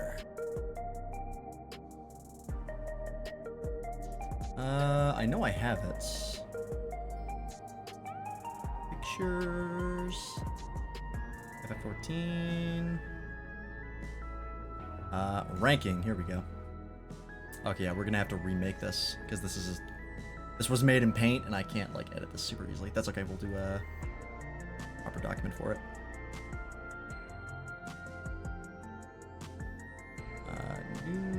Can I not make a RTF?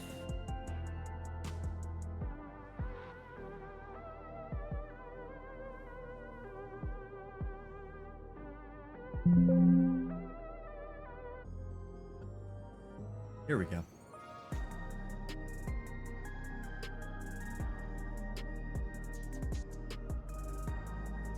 This pixel art program is usually paid, but since it's open source, you can just compile it from source manually and get it for free. Oh, really? That's funny. Okay, so...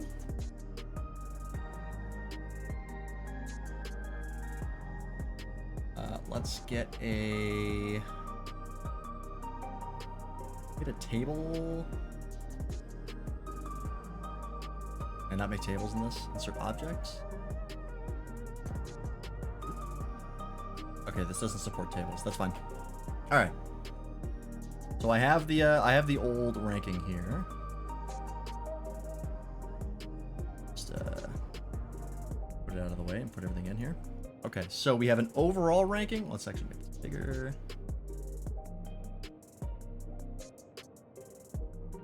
Bigger.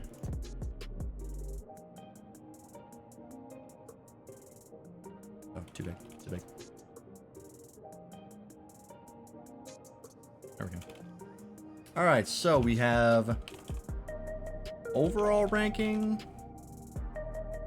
We have story. We'll just go. I need to put ranking by everything. Overall story. Shut up. Gameplay and OST. In overall, we have literally just the order that the expansion's released. We have Endwalker, Shadowbringers. Interesting that I put Stormblood above Heaven's Word, probably for gameplay reasons. That's probably why. Heaven's Word and ARR. Stormblood, for all its faults story-wise, had much better gameplay.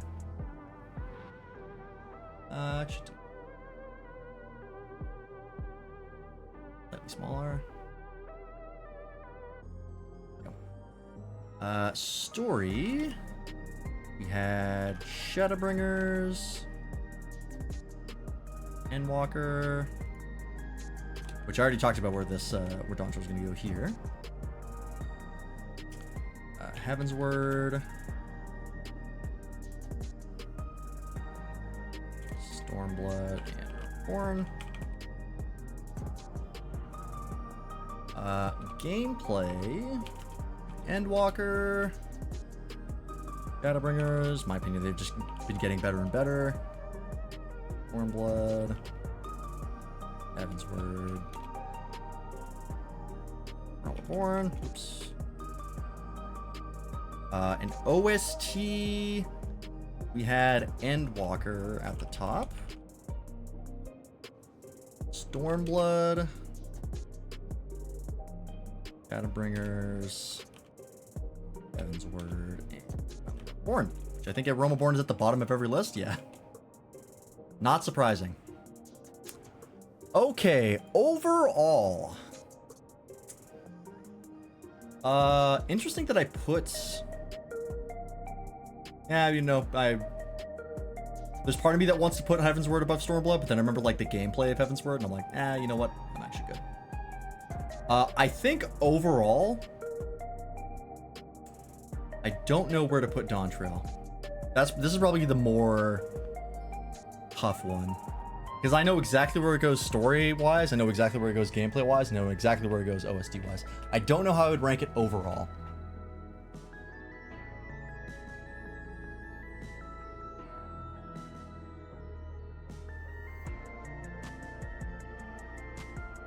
It's definitely above Stormblood.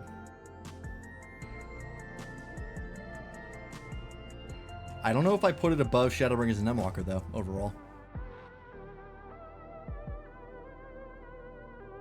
Because I like the story a lot, and the gameplay is the best it's ever been. I don't know if I could put it over Shadowbringers, though. Place it in the others and average the positions. Or is this a Gestalt situation? It's kind of a Gestalt situation. Like, as an entire experience. Where would I put it? Like a crafted, well put together experience. I think I will put it below Shadowbringers. Because as much as I love the individual parts of this, like I like the story a lot. I love the gameplay. I love the OST. But as an experience, it feels less cohesive as the other expansions have. Especially compared to Shadowbringers and Endwalker. So I think I'm going to put it below there. Still in the top 3, which is good.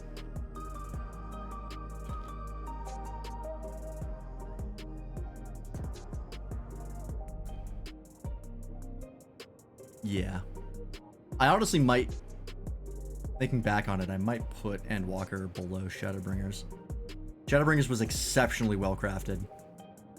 But I do also like how Endwalker tied together things really well from previous expansions. So I think I'll leave it as it is.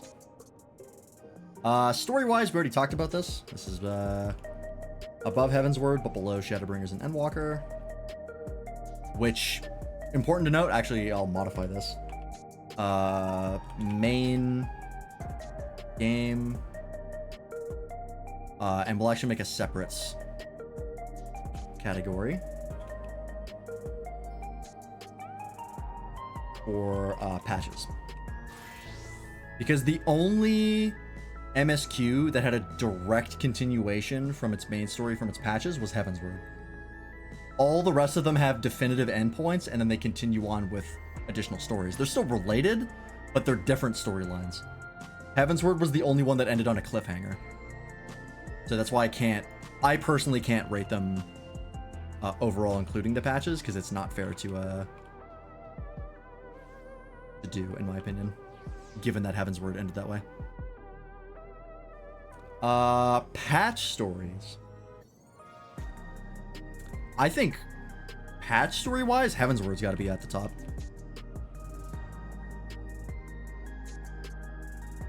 Because it was a direct continuation, and it was just really, really well done. It, like, all the biggest heavy hits emotionally that Heaven's Word has are all in its patches. In my opinion.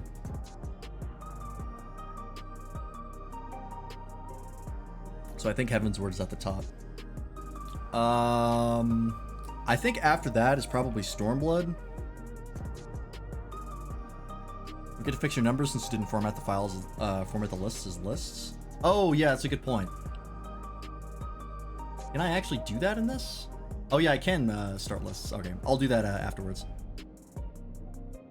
I can't do tables, but I can do lists here. How much of a pain that in the ass is that? No. There we go. Could have done that from the start. Oh. Okay, I do have to... I'll do that later. Okay, so patches. So yeah, Stormblood. Then... WordPad at work on rare occasions. Didn't actually know it was a built-in Windows thing. I don't think I ever installed it on this, so yeah, I think it is built in. Right now. Picked out.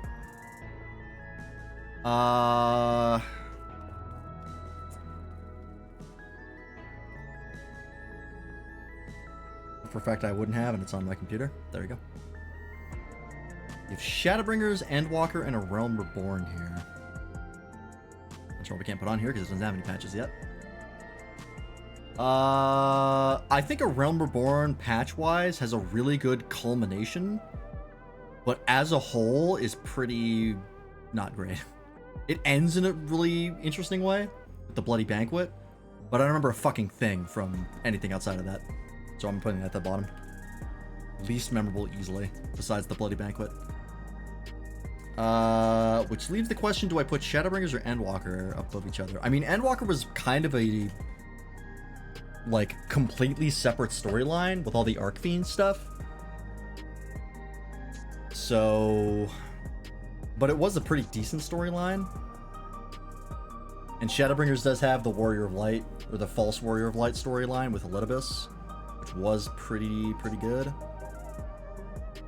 Consider Crystal Towers the post-patch story? I mean, it kind of is, yeah. It's like the only thing about the MSQ that well, it's not even MSQ. Well, I guess it is now. The only thing about the patch MSQ in a Realm Reborn that I remember, outside of the Bloody Banquet. Yeah, like, I know there's trials that show up, and that's it. I don't even know why we do them. I think I gotta put Endwalker below Shadowbringers. Because, like, all the stuff with Elidibus was really great. And, like, the Crystal Exarch. And that whole storyline, and learning more about the Ascians and, like, the final days and shit. Yeah, I gotta put that above that. I almost want to put it above Stormblood. No, I can't. Because Shadowbringers has really great highs for his patches, but I think some of the patches are kind of meh. Like the first one where you just go to Yulmore and like make sure everything's okay and talk to the mayor is kind of a nothing burger of a patch.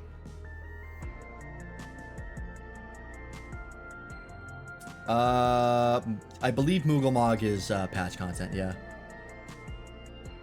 I don't think it's confirmed that primals are not gods until you meet Frey Svelger in Heavensward. But that's like the first hint of like something's not right. Yeah, I'm gonna put it below Stormblood because you have the Tsuyu storyline, which is phenomenal, and then afterwards you get the lead up to Shadowbringers, which is also excellent. So I think I might put that above Shadowbringers. I'm trying to think now, and honestly, now that I think about it, I might put Stormblood above Heavensward. I think Stormblood might have had the best patch content. Because I remember the first 3 patches of Heavensward were fantastic. I don't remember anything about the next 2. Oh, no, I do. I remember now. It's the Alamigo stuff. You go and find Lisa and Papalima, or Ida and Papalima at the time, and then you meet the Griffin, and all that shit happens. Okay, yeah, I'll keep Heavensward at the top, I think, then. Because that was a really, really good storyline leading up into Stormblood. They're very close. They both have really, really good patches. But yeah, I think I'll put Endwalker at the bottom here. And I like the Endwalker patches quite a bit, but they did not have the emotional impact as any of the other expansions. Because it was a completely brand new storyline that they introduced and resolved in the patches. So I'm excited to see what happens to the Void though in other expansions. Because there's definitely things in the background. That's definitely a hanging plot thread that they could explore. Be very interesting. And then yeah, we'll see where Dawntrail gets put overall. Gameplay, fucking no-brainer. Dawntrail's at the top easily. This is the best the game has ever been. OST, once again, no-brainer. This is my #1 OST that I've heard in this game so far. And there was stiff competition.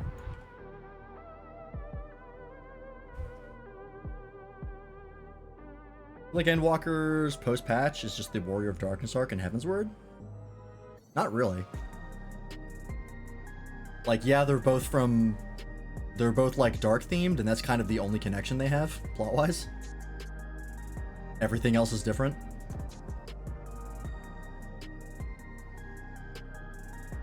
Equivalent. Oh, you mean like what it's setting up for the future? I see what you're saying. Yeah, I could definitely see that. Yeah, I know what you mean. Okay, yeah. Because, yeah, that was the Warriors of Darkness arc did very much seem like filler at the time. It was like, okay, so it's kind of resolved, I guess, before we knew that, like, shard travel was in the cards. So I totally see where you're coming from. I agree. I would love to see Zero and Golbez come back. And I think they will. I mean, it would be weird if they just forgot about them. Like, they spent so much time doing that story. Like, 5 patches. Wooklamot got introduced in 6.55. That was all the build-up she got. Which, seemed very weird at the time. And it still kind of is weird. Alright, let me properly format this. This is easier to fuck with later.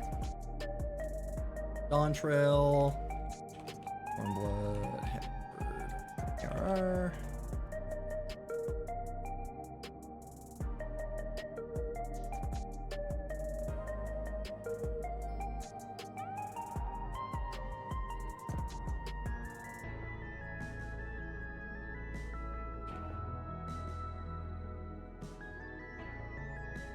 I'm very curious to see what they do for the patches in Dawntrail, because that could be make or break for a lot of people, like it was with Stormblood.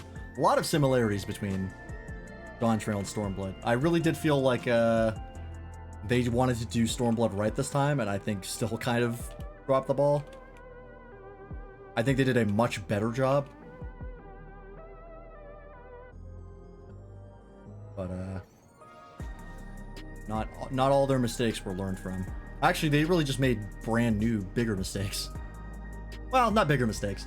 Stormblood was pretty rough. But they did definitely make different mistakes. Too much commitment.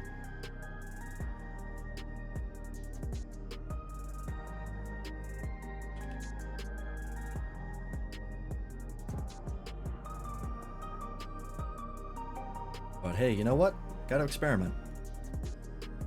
The only thing that makes me concerned about the future of 14 in general, the only thing that Dawntrail presents that makes me concerned is their decision to focus solely on, or near solely on, Wooklamot for almost the entire expansion, and not giving very much dialogue or character interactions at all to the Scions and the other people that they spent 10 years building up. That is a really weird choice that concerns me. I don't know why they thought that was a good idea. Turned uninteresting bird shit into pretty interesting fossilized dinosaur shit. Pretty much. And I don't even think, like, the Stormblood story is that bad overall. I just think it's, like, really messy. And Lisa's pretty unlikable for a large portion of it. And the pacing is the worst it's ever been in the game. Easy. I do not think, even with Dawntrail's foibles, it is worse than Stormblood, or Realm Reborn for that matter. As far as pacing, the Stormblood pacing was fucking absolutely brutal. Taking a nap before I have to go to work. Goodbye. See you later, Toaster. Have a good night. Yeah. Like, the thing that got me with Stormblood that didn't happen with Dawntrail was in Dawntrail, even when the pacing was slow, the story was still moving. You know what I mean? Like, even when it was at its slowest and you were just running around talking to people, what they were talking about was still relevant to you and what the plot was about. In Stormblood, at least 3 times, you have to go... The story grinds to a complete halt, and it literally can't progress until you go and do the chores of 3 random people. Right? Because you end up in an area and you have to prove to the group that you're to be trusted.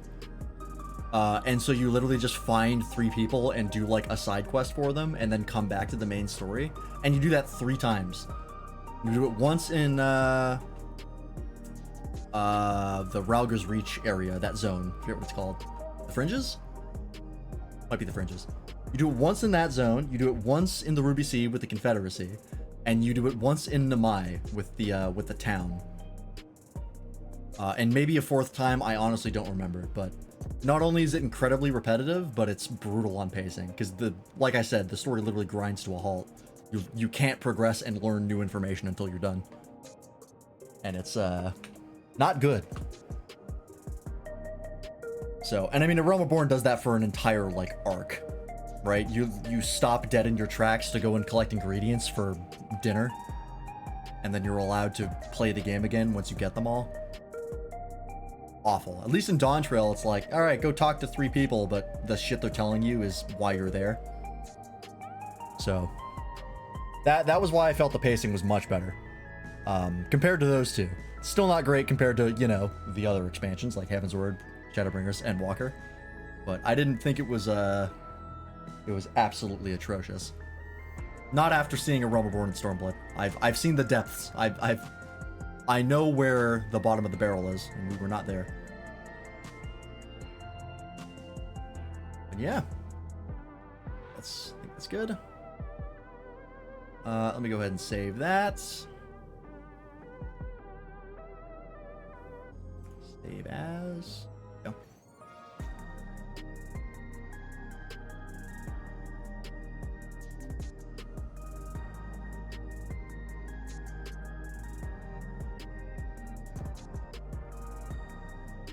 Alright, get rid of it. Did it say it properly, right? Yes. Oh, it keeps trying to search for a printer. I gotta turn that off.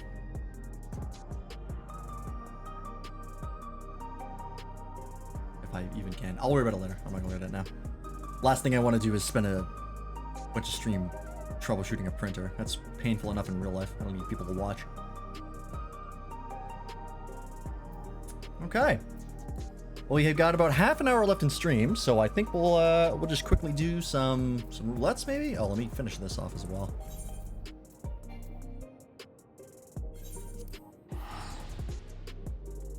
And then yeah, or actually, you know what? Let's just hang out for a little bit and talk. Let me wrap this up and then finally know what the spire is for. For the training dummy thing. Yeah, dummies. Yep. At least I'm assuming it's there. Yep, Spire of Trail. There you go. That's what it's for.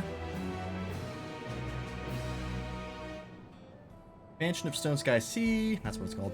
I think I called it like Earth, Wind, Fire as the band. And I just talked to you. Okay. I don't know if I've ever like done this. How does this work? Does it just throw mechanics at you and then you just try and survive?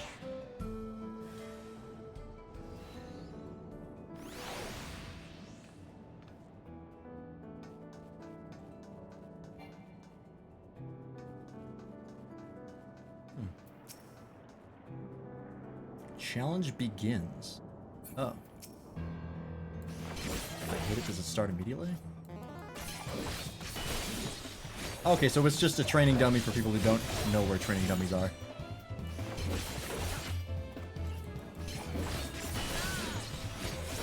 I assume the idea is you're trying to kill it in 3 minutes to know that you don't suck at your job. Okay. That's neat.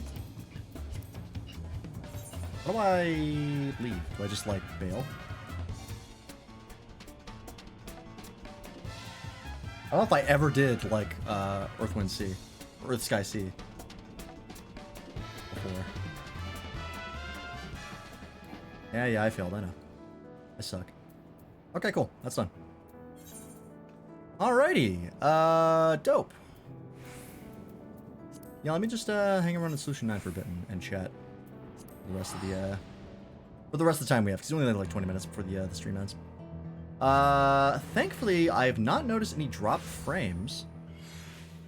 So it looks like the enhanced broadcasting worked pretty well. I didn't see any... Didn't drop any frames. There are a couple parts of the recording, like bitrate plummeted. I don't know what the deal with that was. Yeah, I can see it like dropped to like really low. Oh, is it because... Oh no, it's the number is going down, but because it's switching from kilobits per second to megabits. That's why. The unit was changing. It was okay, I see. All right, cool. Well, yeah, that's Dawntrail, folks. I think tomorrow we're gonna do just a super casual stream of like maybe doing some fates, doing some fate grinding. We'll try and get some of the fate rewards that I know are out there.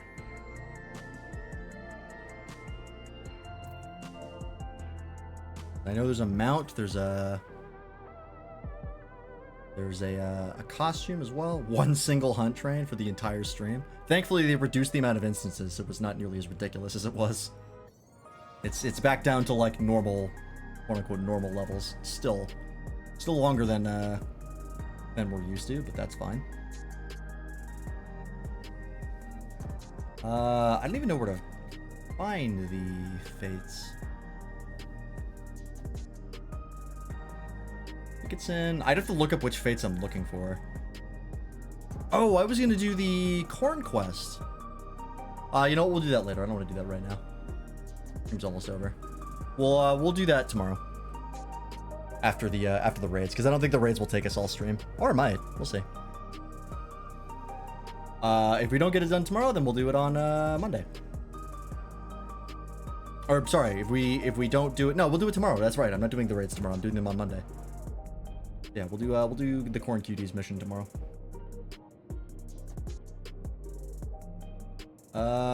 Fates. Yeah, I think the two new ones I think are Mika the Magical Mew and Tokron? Tokron? I think those are the new ones. But I have to look them up. Actually, I can look them up right now.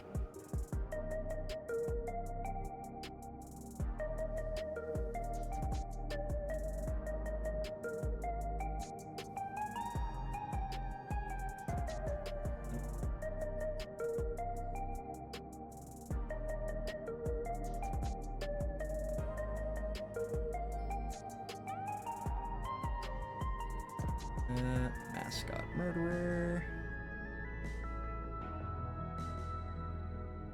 Okay, so... okay, so this is part of the Serpent Lord quest that I saw people talking about before in the MSQ when we were going through it. That explains that. And it requires a bunch of other fates completed. Oh, and it's daily too. Oh, so we might not even get it. I see. Okay. What is the timer? US, we want Exodus.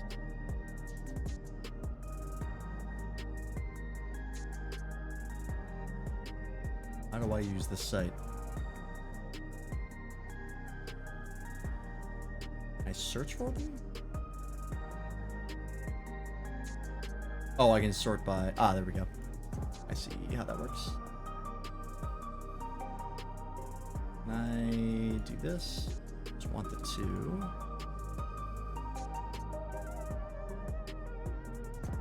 Open for Mika and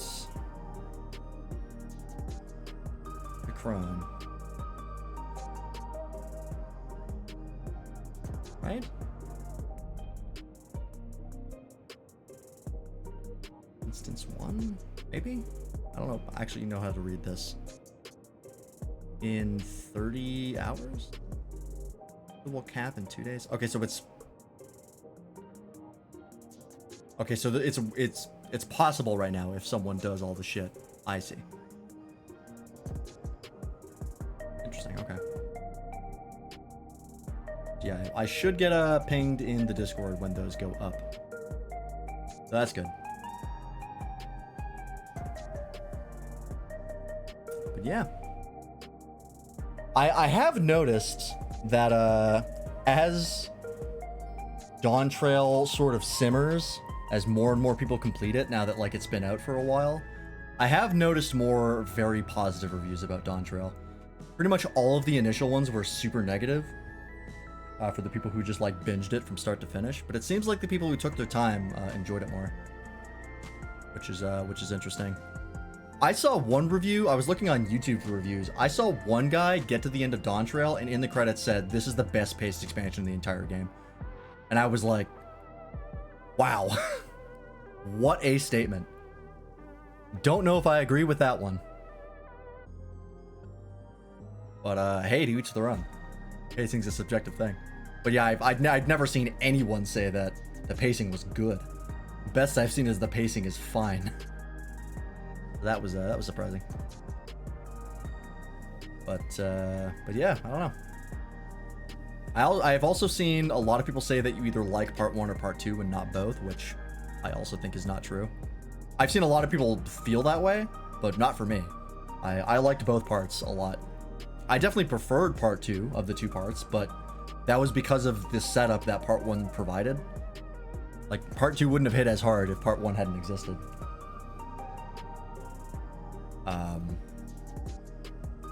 So we'll see how things change. I'm pretty sure on Steam, if I look it up, that it's still going to be mixed, which is completely unsurprising. I don't think this will ever make it out of mixed. Yeah, it's hovering at like 60%.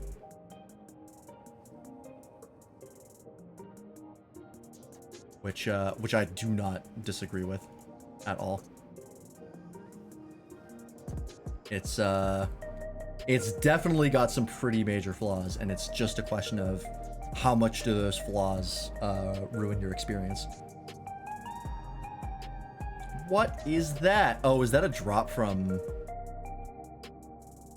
the Tender Valley? A Ronkin Serpent, but it's got a little cowboy hat on? That's great. Yeah, like for me, the flaws didn't detract so much that I couldn't enjoy the story, but I think for a lot of people it will. It's also a very different story than what we've been used to for a while, like compared to Shadowbringers and Endwalker, which were very like bog standard fantasy hero saves the world sort of plots, and they were well done, don't get me wrong, I still love those expansions, but this was very much a departure from that, at least from the first half. I don't know why people were surprised when something threatening showed up.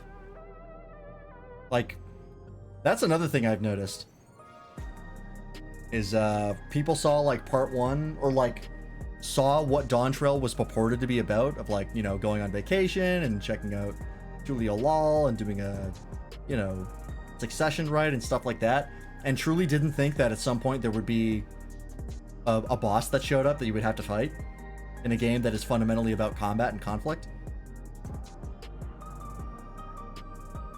People are dumb, man. I don't know.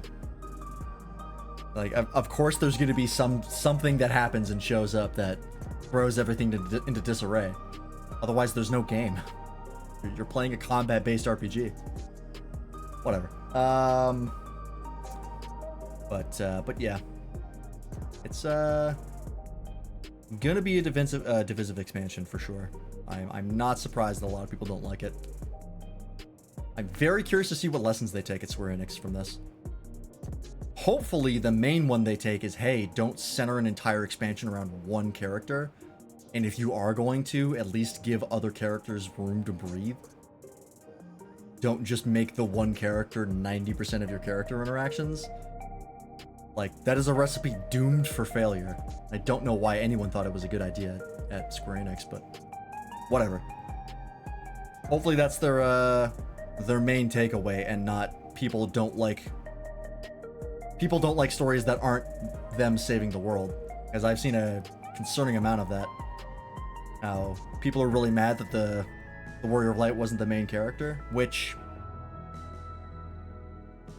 I see where they're coming from, but I think I would have been so bored if this expansion had just been me fixing another apocalypse. You know? Like, it would be the 3rd time in a row. Arguably 4th time if you count the patch content for Endwalker. Like, there's got to be something more, and you can't make the main character the Warrior of Light without doing that, right? Because literally all they can do is fight. They can't have major narrative implications because they're a reflection of the player. We've passed the point where we can make them their own individual character. That time came and went like 8 years ago. The Warrior of Light cannot have too much narrative impact outside of what they are, which is someone who is capable of extreme violence. You can't have us be like doing diplomacy ourselves,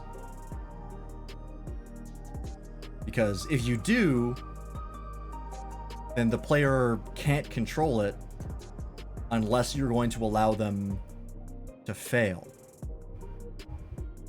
Right? Because they're not going to have narrative choice. Anyone who thinks that there's going to be an expansion that has actual narrative choices that have impact later in the story is out of their fucking minds. That's not how this genre works.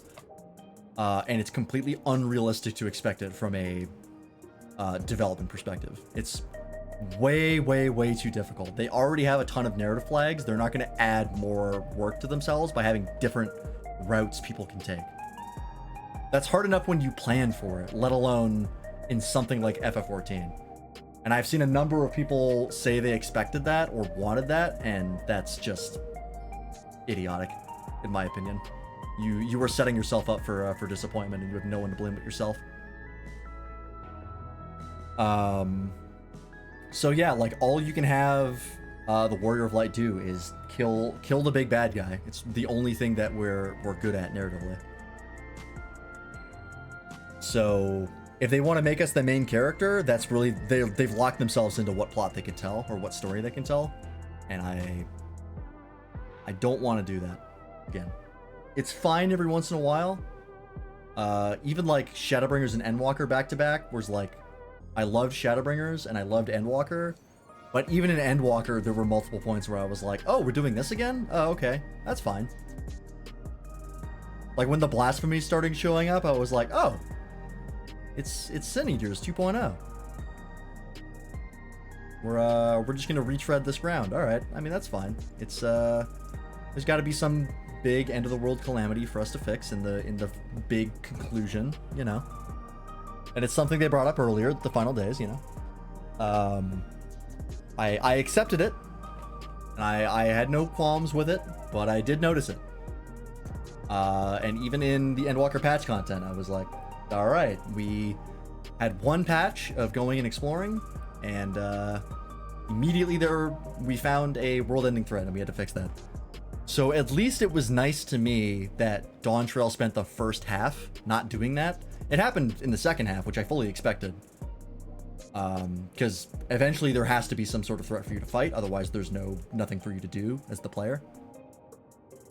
But I very much appreciated that they took the time that they did to introduce that.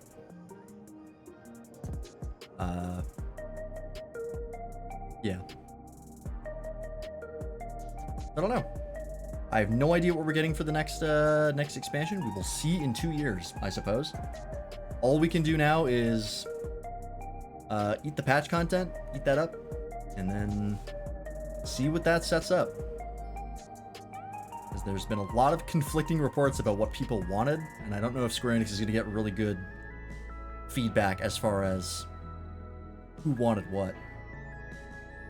You know what I mean? Because they've outright said that Dawntrail was supposed to be their big test expansion of like, we're gonna throw a lot at the wall and see what sticks.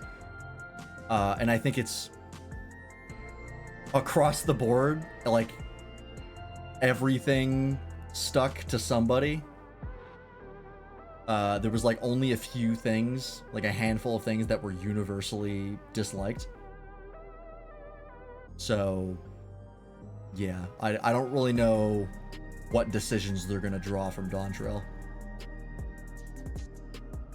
I wouldn't know what decisions to draw from Dawntrail, other than that the community feedback for this game is a mess.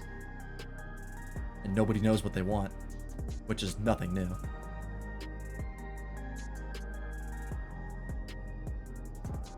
There's a part of me that's worried they're just gonna go back to the Shadowbringers formula of there's an apocalypse and the hero saves the world, because it's worked twice for them really well. Like, Shadowbringers is, at least now, very much enjoyed by people.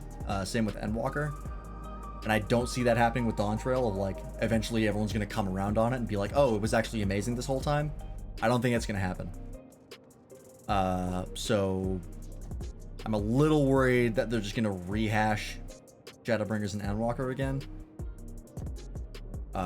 Through various different forms.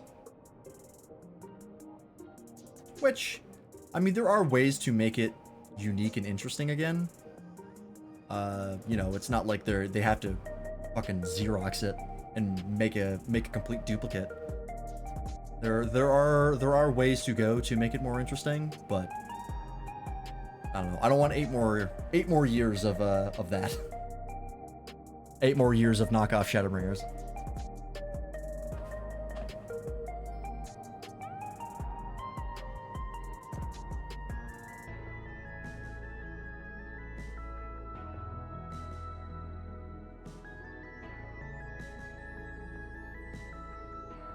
The other question I have too is like, why would Zem make a device for traveling dimensions when in his time there were no dimensions to travel to? It's something that occurred to me but I've forgotten to mention and talk about, because it is important. Right, because now it's useful to us because we have the reflections, but in Azem's time, those didn't exist yet. Everything was still unsundered. So why did he make it? That would lend credence to the idea that there's a god out there in the other dimensions, or like in between dimensions, that like Azem was trying to get to or contact or something. Maybe?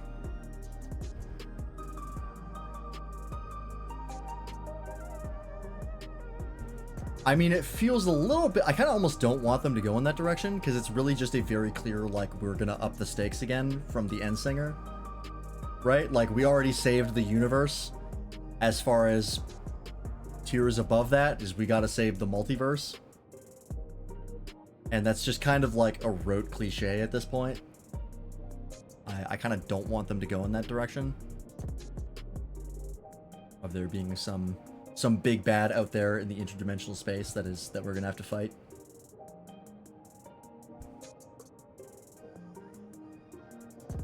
Especially since, like, the end singer for what she was doing and what her power set was, like, it still made sense for us to fight her, even though, you know, she was clearly this giant, like, universal threat.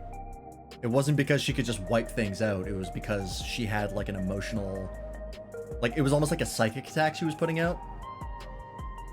So, like, power-wise, it was still feasible for us to fight her. I think if we end up fighting an interdimensional god, I think that'll be the point where 14's power scaling truly jumps the shark. Because there's a lot you have to willingly ignore when it comes to an RPG's power scaling.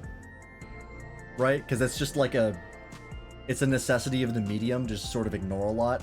Like, the fact that Ifrit, a primal, like, / deity, or deific-like creature, could probably get mollywopped by a fucking squirrel from Tyrol. You just kind of have to let that slide by and just not pay attention to that and just be like, no, the narrative said it was dangerous, so it was dangerous, even though level-wise it was a complete blowout. Like, you just kind of have to accept that with RPGs. It's a gameplay thing. But if we fought an interdimensional god, I don't think that's something that I could willingly ignore, like, gameplay-wise. That goes into narrative territories that I don't want us to go into, as far as what the Warrior of Light is capable of. Unless the story ended with that fight. Like, unless there was literally no more content after that fight. It was a big hurrah after, like, after they're announcing, like, there's no more expansions. It's been 20 years that this game has been out. We're making a sequel. It's over. That then I would accept it as like a big, like, okay, the Warrior of Light is effectively a god at this point, so there's nowhere to go. Let's step back. That's pretty much the only way I would accept that.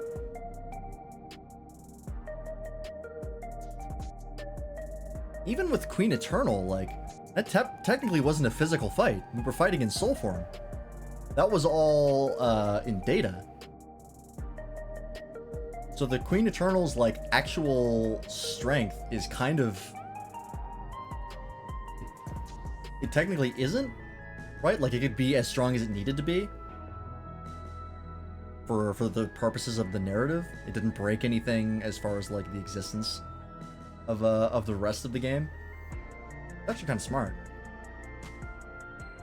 Because that has been sort of the thing of like, hey, we fought a depressed bird at the end of the universe that was threatening to destroy all of reality. Or I guess all of life wasn't really threatening reality. We fought multiple primals. The gods, technically. That was side content, but still. At some point, you really have to wonder, like, why would the Warrior of Light struggle against anything? But Queen Eternal actually did make sense as to why that would be an actual fight. I feel like what they're trying to do, as far as the power levels of their boss, is try to keep them all around the same, regardless of level. Know what I mean? Like, if something shows up and is a primal, it's gonna be as difficult, quote-unquote difficult in the narrative to fight as, like, Ifrit was, even though Ifrit was level 16. And this thing will be fucking 100-something. Know what I mean? Like, I feel like everything is just kind of comparable to primal level, and then there's some things that are outside of that, like Eidolon, Zodiark, and Singer.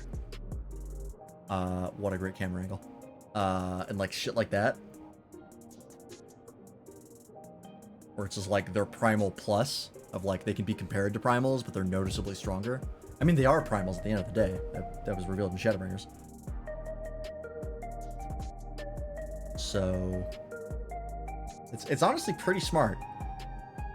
They've kept a pretty decent floor for power of their bosses, so as to not power scale the Warrior of Light out of the story.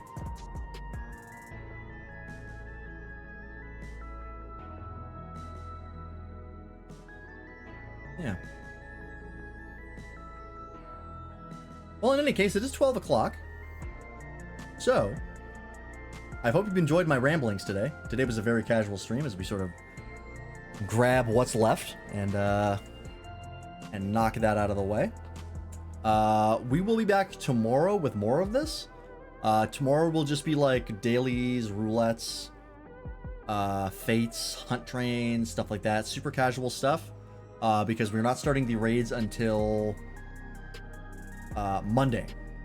And then after the raids are done, I don't know how much more F14 stuff we're going to do. I still have not decided on whether or not I want to start FF7 Remake, or if I want to go to Lightning Returns. I think what I might do is just get Lightning Returns out of the way, so we can play FF7 Remake without, you know, feeling like we're forgetting important things. Rambles are always fun. They are. There's a lot to talk about this game's narrative. But yeah, so I'll think about it. Because I gotta say, 13 and 13-2 really did not make me excited to play Lightning Returns. Outside of Lightning Returns hopefully being a better game. So, you know, outside of Lightning Returns maybe being fun.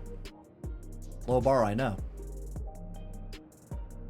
So I think I might just do that and get it out of the way. I mean, we just played, we just had a lot of fun with Dawntrail. I probably have the tolerance to dip my foot into 13 adjacent shit again and get burned for the third time before we go to something that I'm probably going to enjoy. So yeah, I think we'll do that first. At the very least, it's supposed to be a short game, so. See you tomorrow. Yes, Arsai. Thank you for stopping by, and thanks to everybody who stopped by today. Arsai, Waffle, Toaster, and everybody else who said hello today. We appreciate you. Morganite as well. And we appreciate everybody who was lurking. Let's see where we're dropping you off, shall we? Who is online? Oh, what I was also tossing around the idea of doing the role quests as well. Because we never did finish all the role quests for Shadowbringers. And there are role quests, or Endwalker. I didn't do any of the ones for Endwalker. And there are also role quests for Dawntrail, so... Potential. Ooh. What Up Duck is playing Baldur's Gate 3. Let's go raid Duck. I'll talk to Duck in a bit. Is he playing with Oh no, he's not. Okay, this is a solo playthrough. I know they played Baldur's Gate 3, him, What Up Duck, Very Daring, and Lazy B for a while. I don't think they continued that playthrough because it was just too much.